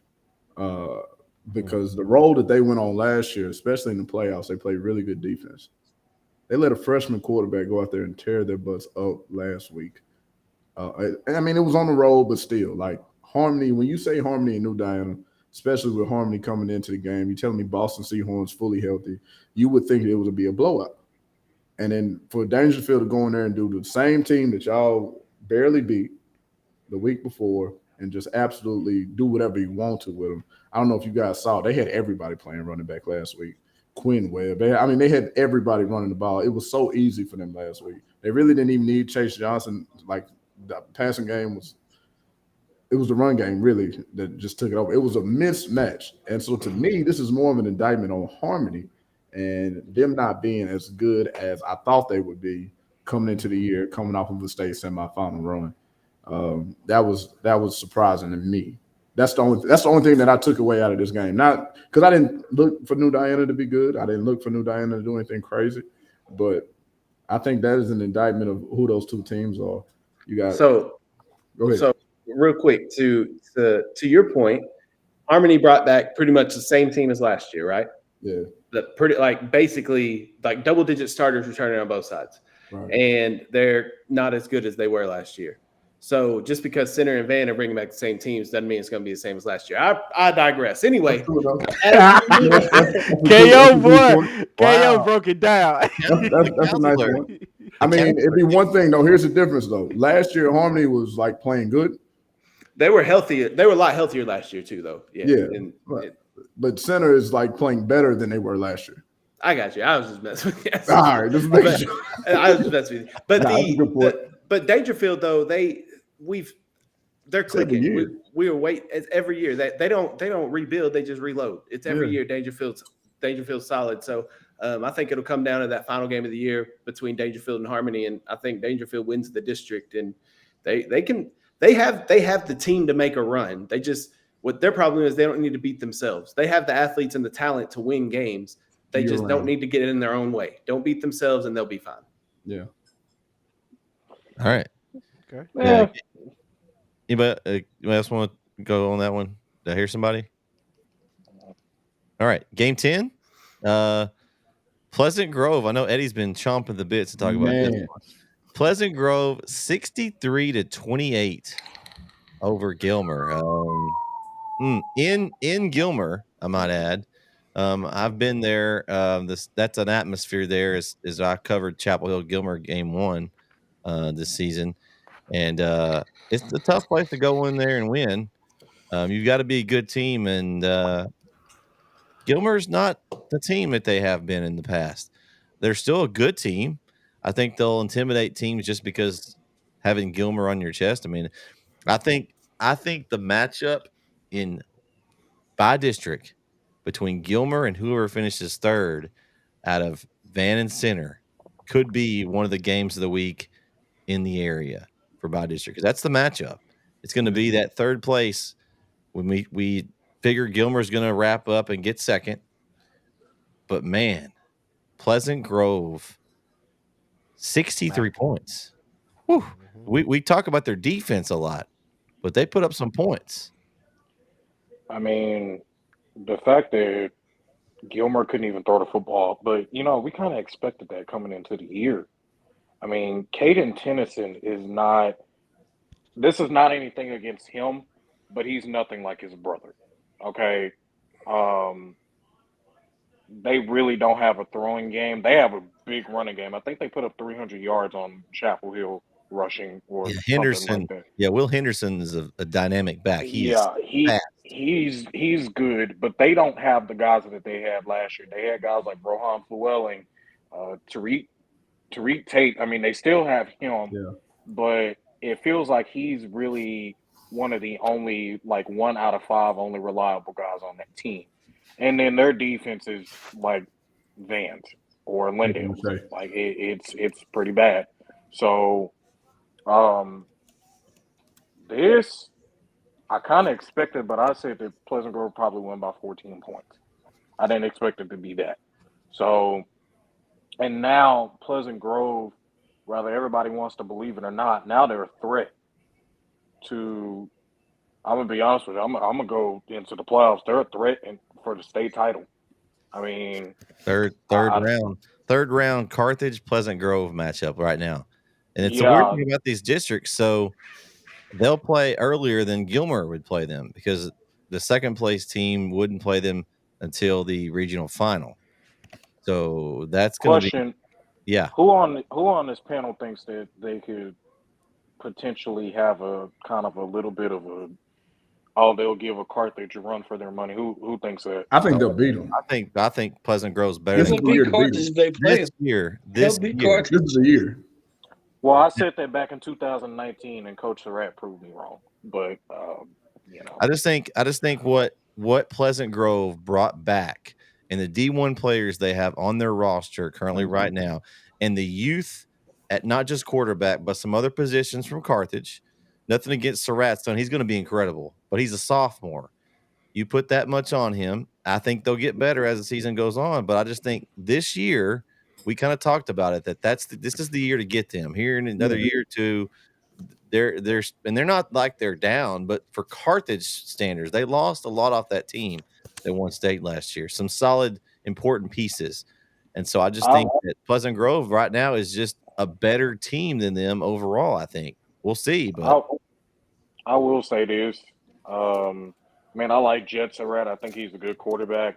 The problem is that he's going to have to play some teams in playoffs that's going to have to make him throw the ball. Like, say, for example, in my opinion, if they meet somebody like Glenn Rose again, I know that's not East Texas, but what I'm saying is if they meet somebody like that again, it's going to be tough to beat them because last year you had weapons to do that. And now you're in a position where Carthage right now, if I were to put Carthage and Pleasant Grove up against each other, that would be like a Alabama Texas game, and not this year, but the year before when Alabama had Bryce Young. That would be a game like that, where it would be like, okay, we don't know. This game could be like an upset because that's what everybody would consider that as. I was talking to somebody about that the other day, and they were like, that would be considered an upset. The problem is that Pleasant Grove has a better, in my opinion, they have a better defense. And in my opinion, I think they have a better defense.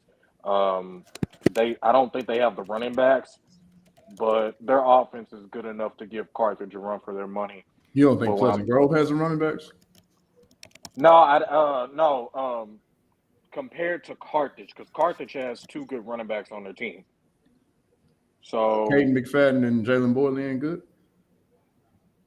I mean, they're good. I just don't think, in my opinion, they could match up against the running backs. But other than that, overall, the rest of the team, I think, is flat out better, in my opinion.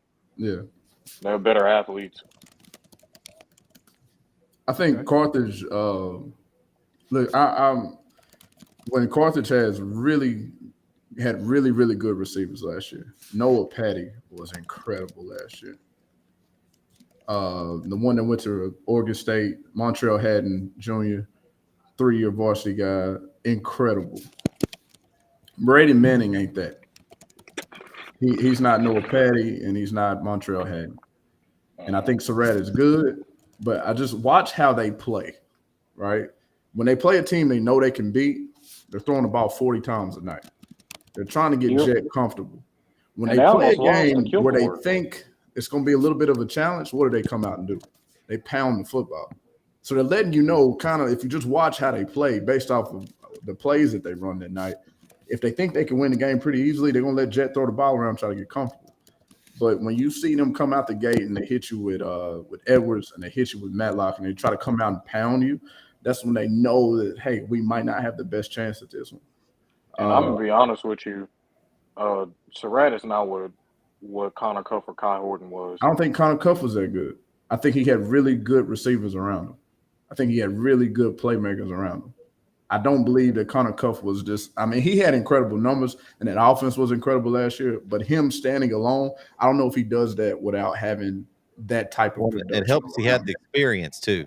Yeah, he had been exactly. Yeah. Yeah. So do you think he's better, or do you think that Kai Horton is better than these two, Jet and Connor Cuff? Yeah, I think Kai Horton is better than both those guys. I think Jet will be better eventually.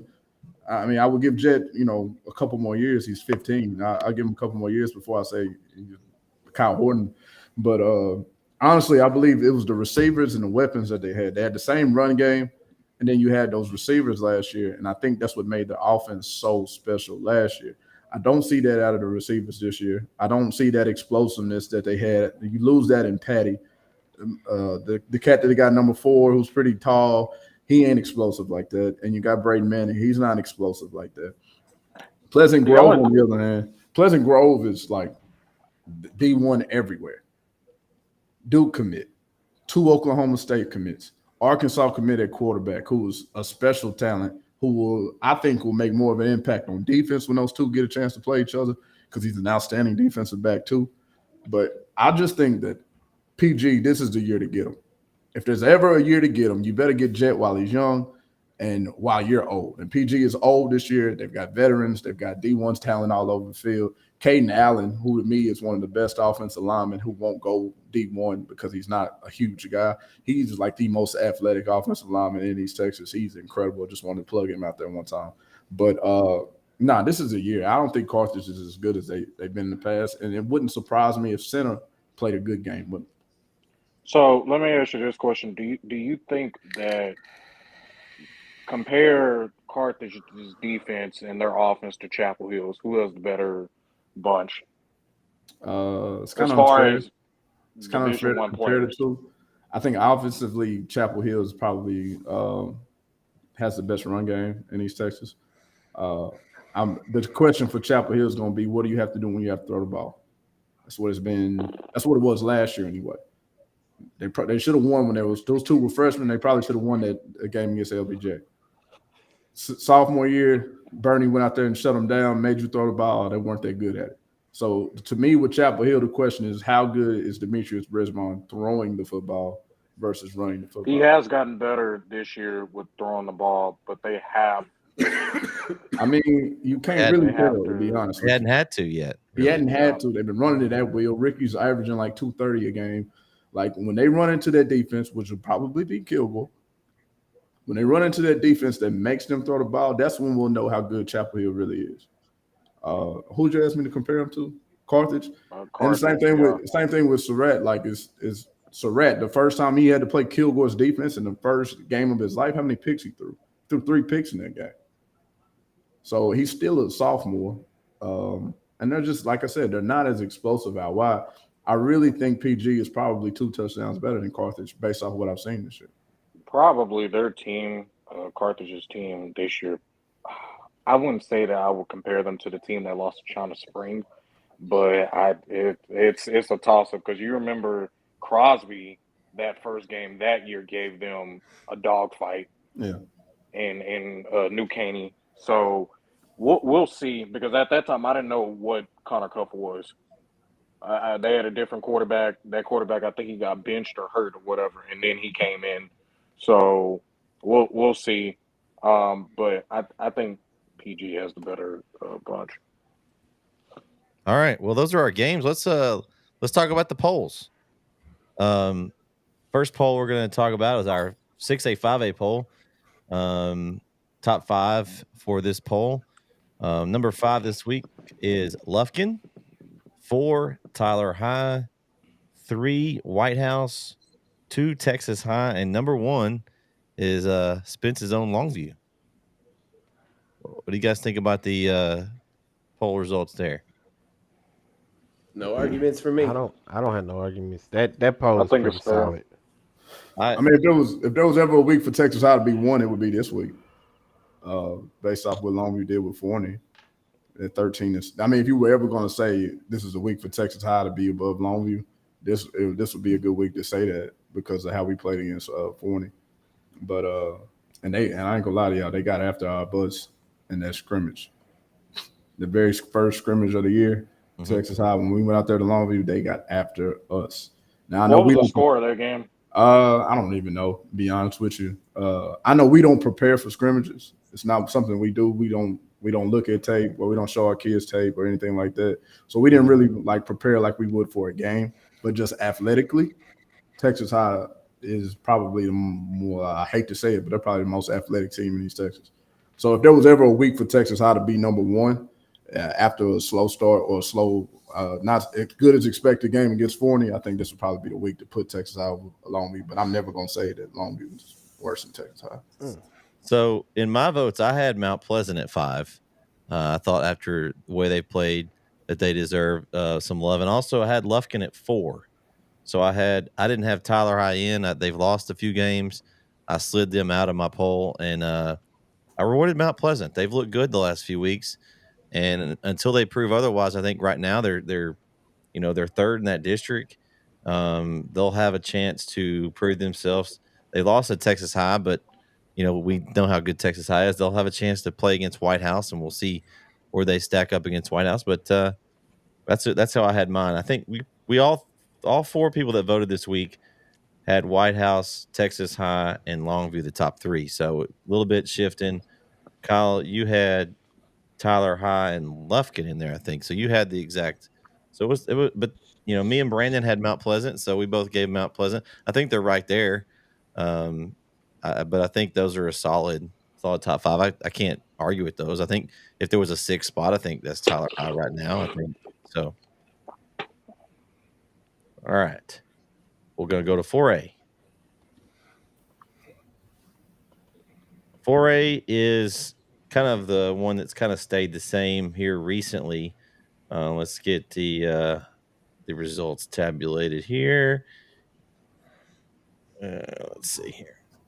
Give me a second here.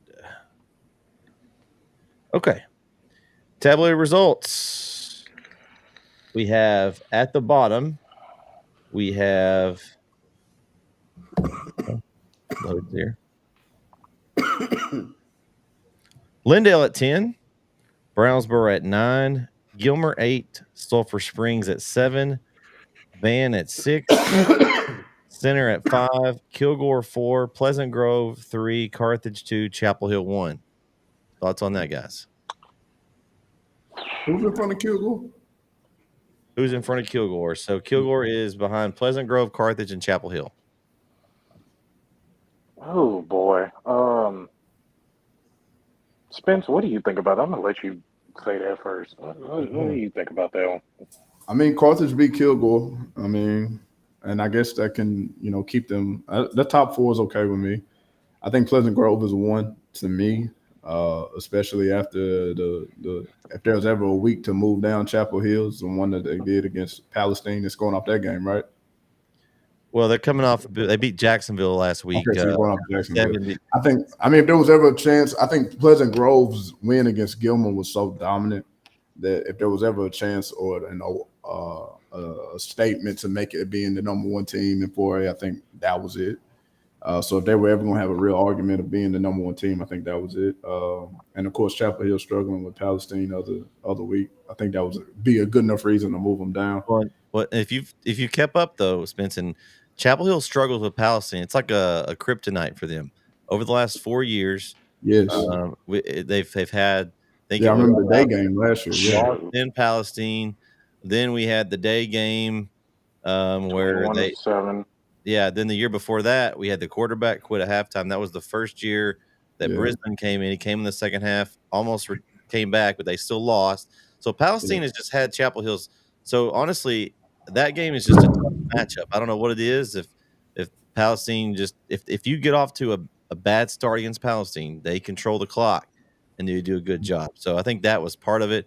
And Chapel Hill they came off a bye week and they just looked flat. Honestly, I actually covered and called that game. So. I think the thing with this one, we have Center and Van at 5 and 6. We're going to figure that out this week, so that'll settle each other out. And then of course Lindale's down at the very bottom. They're holding on down at the bottom. Brownsboro's in there now after their win over Bullard. I think Bullard was in our rankings, and Brownsboro comes up in. I'm not going to argue with that. I think that's fine. We've kind of kept the same 6 teams in the top. It's been pretty consistent there in our 4A poll. Kyle, did you have anybody different in there in yours? No, I had all the same teams. They were just organized a little differently. I had Brownsboro at 10 and Lindale at 9. I had Center above Kilgore right now. But other than that, no. I mean, all the same team. I had the same 10 teams in there. Okay. Is there a team, Spence, that you see that's not in this poll that you would include, or is that pretty good 10 for you? In the 4A, nah, man, that's as good as it. That's the best 10 teams in 4A right now, for sure. All right. I will say this. Oh, wait. Go ahead. Go ahead, Christian. Go ahead. I will say this. I'm gonna throw a little curveball at y'all, especially at Vince. All right, here we go. Let's just say Chapel Hill. Oh, sorry, not Chapel Hill. Let's just say Center beats Carthage. Let's say that. Let's say that. And let's say this week Lindale somehow finds a way to beat Chapel Hill. Pleasant Grove wins out, they'll be number 1. In my opinion. They'll be number 1. They'll be number 1 because I just don't see any other team other than probably Center or Kilgore to be that top dog in 4A. Well, unless Kilgore beats Chapel Hill, then I might think about it. Unless Kilgore beats Chapel Hill, which that's going to be everybody knows that's going to be close. Everybody knows that's going to be close because Kilgore has a good defense. Their defense is better than last year. Where's that Chapel game has a at good this year? offense. That game is in Chapel Hill, Week 11. There will be probably no seats available on that one. We'll have the game. I'm actually calling that with Vince, I believe. We'll be on the call that game in Chapel Hill. That'll be a dogfight. No pun intended there. It's going to be tough. All right. Because 3A, 2A taps, guys. This one's always hard because there's so many good small schools out there right now. Starting from the bottom, Honey Grove at 10. Honey Grove has yet to allow a point this season. What was it, Kyle? 289? 298 or 289 to 0. Yeah, they have a point. Yeah. I mean, I don't care who you are. That's impressive. Damn. That's tough. A point? They haven't allowed 1 point. Golly. And we got them at 10? Yeah. Well, they're one of those teams that's climbing. Them and Cooper, I think that matchup's in a couple of weeks. That's going to be a good one there in their district. That'll be. Yeah, we got to define what East Texas is. I'm with Eddie on this one. If it's past that's definitely not East Texas. They're definitely not East Texas. Canton, no. It's not in East Texas. They're definitely not East Texas. So I don't know why they're in the poll, but they're definitely not East Texas. But they are. But my question is, why are they 10 if they haven't allowed a point? They're not East Texas. Well, there's you get 4 voters. There's 4 voters in this poll right now. So, someone votes them in, and okay. There's gonna be some arguments. I mean, Texarkana, how far is that away? We include them in our poll too. So it's debatable. So, but I mean, honestly, you score 289 points and don't allow a single point. Okay. Hell, I'm arguing while you're at 10. Grace Community is at 9. We have a 3-way tie for 6 with Garrison, Hooks, and Troop. Dangerfield and Beckville are tied at 4. Winsboro 3, Malakoff 2, Timpson 1. What do you guys think about that? There's no way Dangerfield and Beckville need to be tied up at anything. Yeah, no. I definitely think the only thing that jumps out to me is if we're going to include this Honey Grove team at 289 to 0 points, they're probably like number 2 at least. And I would go, and I would say that Dangerfield would smoke Beckville's boots every day of the week. So it would be hard for me to have those two right next to each other, especially with Beckville over Dangerfield. Well, they've got a common loss, and Dangerfield obviously played Timpson better. Right. And then, of course, Dangerfield lost the center, which we know how good center is. So, I mean, if there was ever a good loss, that might be one.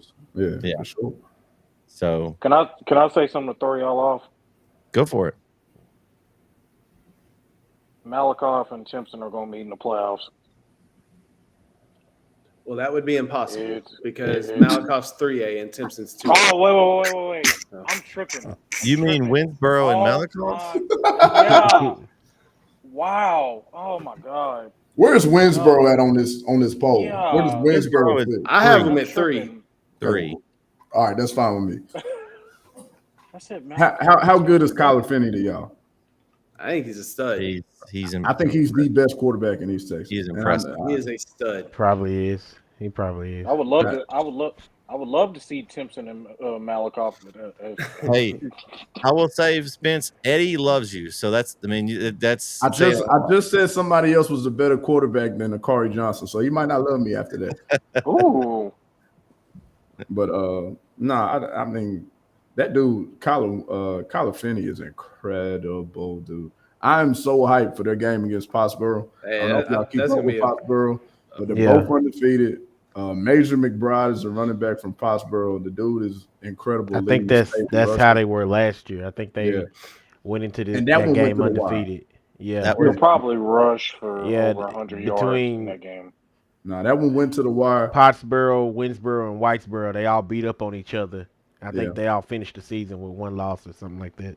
Right. That's one of our pick-em games this week, Spence. Is that one? I said best running quarterback. I said best running quarterback there, Eddie. Oh, okay. You got to make sure you clarify with Eddie. He'll start throwing stats at Yeah, you. Then he'll start sending you messages on Twitter, Yeah. on X. Yeah. But Hey Eddie, if I do playoff games, please don't throw me off because oh god, Yeah. Well, I think we got statistician. this one's got a lot of votes at the bottom. We had Brooke Hill got a vote. They've been playing solid lately. Harmony's in there still getting votes. Hooks is getting a vote. Kyle, you voted for Hooks this week. I voted Hooks above Harmony. Wow, man. Hooks is good. Eddie's on gonna walls. really love you this week. Probably not, but I had Jefferson in the poll at my number 10. That I think Jefferson, their lone loss this year is to Timpson, and they only lost by 19, which is impressive. They lost 48-29. There's a lot of folks that can say that they have a loss and it's to Timpson. Right, but I mean Jefferson played them tight. So no, I'm saying that's a good stat. I mean, if you're Atlanta this week, right? Do what now? Jefferson, Atlanta this week. Yes. Yeah. Another one of our pick'em games this week. That's a big one. So yeah, I don't think that one's going to be close. Honestly, I think Jefferson blows out Atlanta. Yeah, by like 40. Yeah. The biggest thing with Jefferson is Cameron Williams is healthy. Yeah. He's been hurt. His freshman year, he got hurt at this point in the year. His sophomore year, he got hurt at this point in the year. This year, he's healthy and he still looks good. So if he can stay healthy, Jefferson's going to have a really good team. They win district for sure if he's healthy. Oh, well, yeah. I think even if he's not healthy, I don't think that district's very good. No, it's not as good as they have been. So I think Jefferson's who goes for Gladewater or White Oak? Oof. White Oak, definitely. They got to play each other. They both going to be 0-9 when they get there. How far has Gladewater fallen when you're talking and comparing them to White Oak? Yeah, exactly. That's tough. Yeah, exactly. We have that Sabine Gladewater game is kind of a rivalry game. It's on our pick'em, but I never would have thought in a million years I'd be picking Sabine, but Sabine's better this year, I guess. Yeah, it's just the sad way. All right, guys, tell everybody where you're going to be. Christian, where are you going to be Friday night? Oh boy, good old Lindale. Lindale. So I think you'll be out there with Keith on the call for Chapel Lindale. It's going to be a tough one. Like I said, I'm not veering away from my score. It'll be 58-51, but if it's not close, then it'll be Chapel Hill 62. Wait, did I hear you say 35. Chapel Hill, Lindale 58-51? Yeah, Chapel Hill will win that game. 58-51. Yes, but I said if it's not close, if Lindale let's just cover every basis so you don't be wrong. Yeah. If Lindale becomes the 1960 Cowboys, then it'll be 62-35. All right. Kyle, where are you going to be Friday night? I'll be at Van Memorial Stadium for that Van Center game. It's the Red Zone game of the week, so we'll have the interview with the winning coach on Red Zone Friday night after 10:35. So make sure you check that out. So tell Coach Meeks hi for me, Kyle. I'll tell Coach Moffitt you said hello. I'm just playing. I think it'll be a really good game, though. I'm really looking forward to it. I think it'll come down to the wire. I don't think it'll be a blowout. And we also have that game on NetSN. So those of you add another game, if you want to tune in, we'll have the Center Van game as one of our games. Vince, you have Friday off. What are you doing Friday night? I still haven't decided, man. I might just sit home and watch a couple of movies. I don't know, decompress. I haven't decided yet. I thought I may get out and go travel, and watch a couple of games. I was thinking about Legacy. Legacy's playing at home this week. Eddie says it's probably not going to be a good game. It won't. It's not going to be a good game. I know Pittsburgh. I done had enough of Pittsburgh. I don't know yet. I haven't figured it out. I might end up going somewhere. Worst case, there's a lot of good games on NetSN you can tune into. So absolutely. So if I don't end up getting out, I gotta. You know what? Honestly, if I'm not at the game, I might be watching this Van and Center game. You know, hopefully it's a good game. If not, I'll turn it off early. I'm gonna text you at halftime, Vince. I'm asking if you're watching. Yeah, Well, if not, I'll turn Hey, it off early. if what's the not, game of the what's the game of the week for us, for like everybody? Because I had Center and Van. It yeah, I should be think Center and Van now. Center and Van, Yeah, Mark because Troop, the 7 Mile rivalry is one also that's been mentioned as some of the as one of those. But I mean, we'll see how close Yeah. it is. But I think those are the couple that have been mentioned. Um, we I don't rule out Chapel and Lindale. I mean, I it always mean, gets chippy. yeah, it's still a good one. Spence, where are you gonna be Friday night? I'll be in the press box in Longview with North Mesquite. Oh Yay. God, North Mesquite. Yay. Yeah. Let me not I'm do gonna be that. honest. I want to do the Tyler High Longview game. You know, just to see what that's like. Come on I down to think Lobo that'll be a Stadium, good man. game. I think Tyler High is like we spoke about earlier. They're good defensively. Offensively, they start second half and that hurts them every game, every single game. How many Their points quarterback do is you have? young too, though. Their quarterback, I think he's what is he, a sophomore or junior or something like that? Uh, Um, Yeah, the he's Hayden it, Granby is they've been using sophomore. two, but one of them is really short, and I think I want to say he was a sophomore, yeah, I think he is but sophomore. yeah, so he'll get better. He'll learn. Um, Longview's Longview, always and forever. So they dominate the district pretty much. They dominate the I will state in a say way. this. I will say this. I thought McKinney was gonna knock a dent in their armor, but then uh, Mm-mm, it no, just Longview just kept being Longview. Longview's You gonna be know, Longview for a Should have while. won that game, probably. Yeah. Is Spence, Spence, tell everybody about your channel one more time and what you've got going on there on your YouTube channel. All right, so it's Spence and Company. Spence, like you see it on the screen, and CO. Period. And it's like every week, every Thursday morning, Wednesday night, every Thursday morning, I post the top 10 most intriguing games of the week. Kind of go through what we kind of just did right then, what I think are the most intriguing games of the week. I also give like a team of the week, like this. Like the past week's team of the week was Kilgore for smoking Lindale like that. And even though I picked Lindale. And then I do like a top 10 players of the week where I try to show you their huddle highlights from that previous week to try to, show you what they did. Top 10 plays of the week, which a kid from Nacogdoches has absolutely dominated that list, Jalen Brown. His dude has had some more one-handed catches than I've ever seen. It's sick. And then, like I said, I try to give you the top 10 games that are the most intriguing to me. And then at the end of the year, my biggest thing is the top 100 list of East Texas, where I try to name the best 100 players. I look at the all-district teams. You got to be first team all-district to get a look. Then I just go on Huddle and I grade their highlight tapes, how good I think they are, and then I just put it on a spreadsheet and see who the best 100 are. And so it's every class is freshman through senior. All you got to do is be first team all-district to get a chance at it.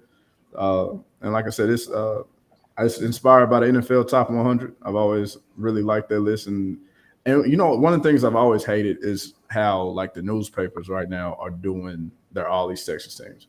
There's a Longview version and there's a Tyler version. Like East Texas ain't that big.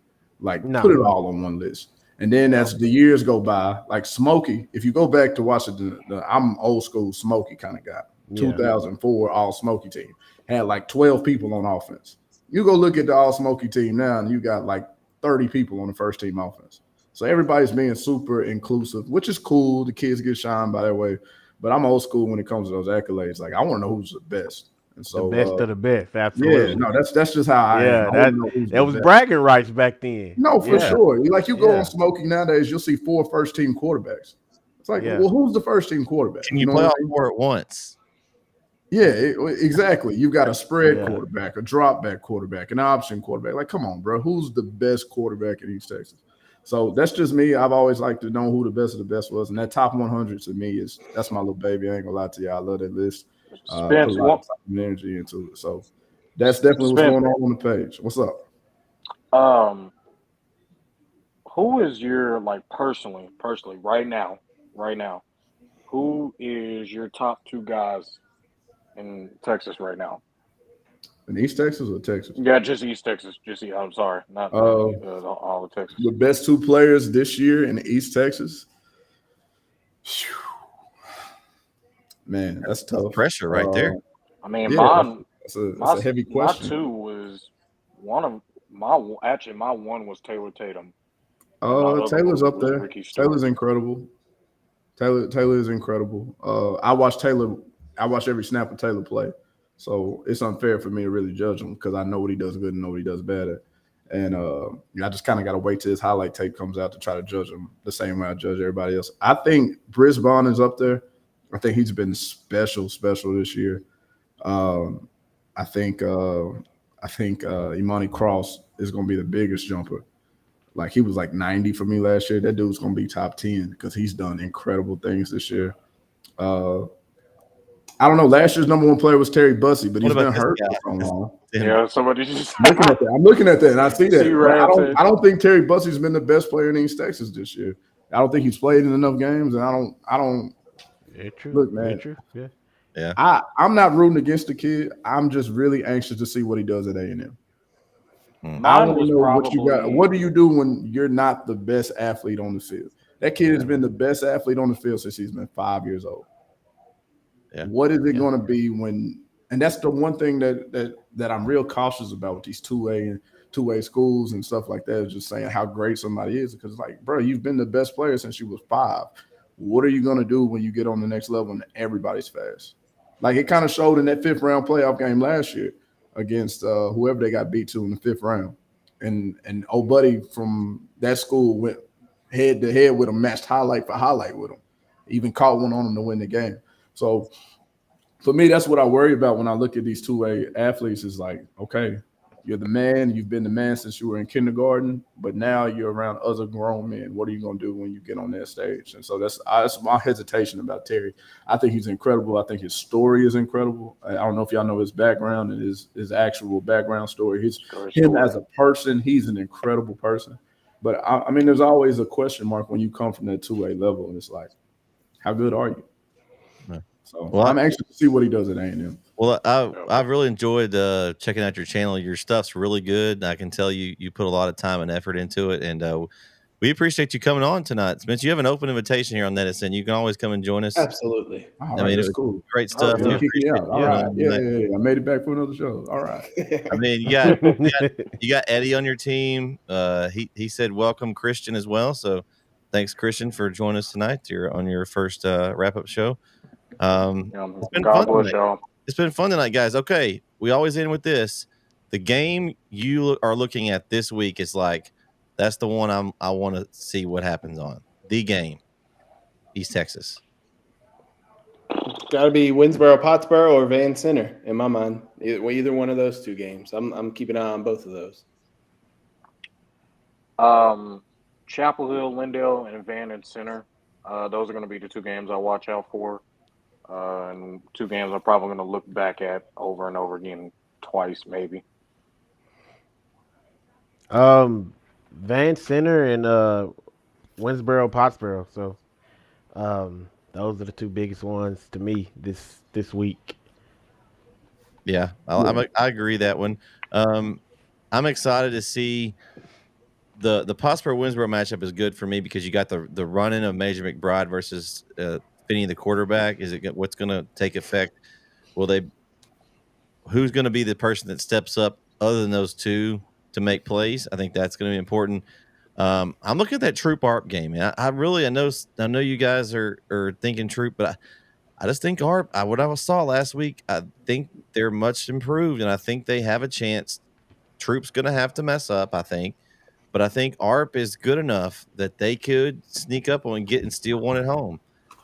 I may be wrong. I'll come back and I'll take my licks next week. But I just have a feeling that ARP's going to come out to play in this one, and it's going to be a good one. I'm looking forward to that. It's always the Tiger rivalry is always a good one there, that 7 Mile rivalry. So, yeah, I'd like to thank Spence for coming on once again. I appreciate it. For Spence, Christian, Mr. Red Zone, Kyle Owens, and Vincent Johnson, I'm Bret Swinney. We'll catch you next week right here on the Weekly Wrap-Up Show, 8:30 p.m. every Wednesday night. Good night, everybody. Peace.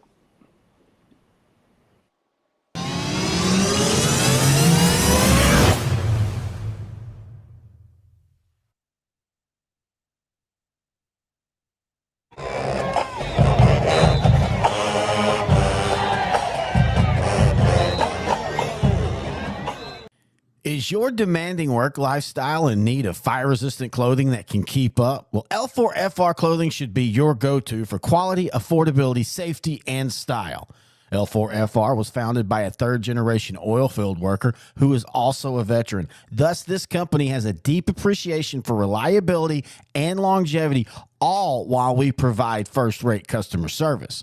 Our durable apparel will serve you well for many years to come, whether you're working on a pipeline, a lineman climbing utility poles, or in any other environment requiring fire-resistant apparel. L4FR has you covered.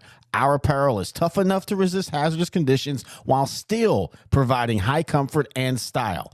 L4FR provides clothing options to ensure your safety and comfort, whether you're on the job or not. To view our complete inventory of flame-resistant garments, please visit our online store at L4FRclothing.com or give us a call at 817-757-4935. Si habla español. Struggling with mobility, chronic pain, work, or sports injury? At Azalea Orthopedics, our team of highly trained physicians specialize in complete orthopedic care, pain management, sports medicine, physical medicine, and rehabilitation. If you've sustained a bone or joint injury, have mobility or movement problems, struggle with pain, contact Azalea Orthopedics. We're conveniently located across East Texas, serving 18 counties. When visiting your doctor, urgent care, or hospital, you have a choice. Demand Azalea. At Azalea Orthopedics, your health is our priority.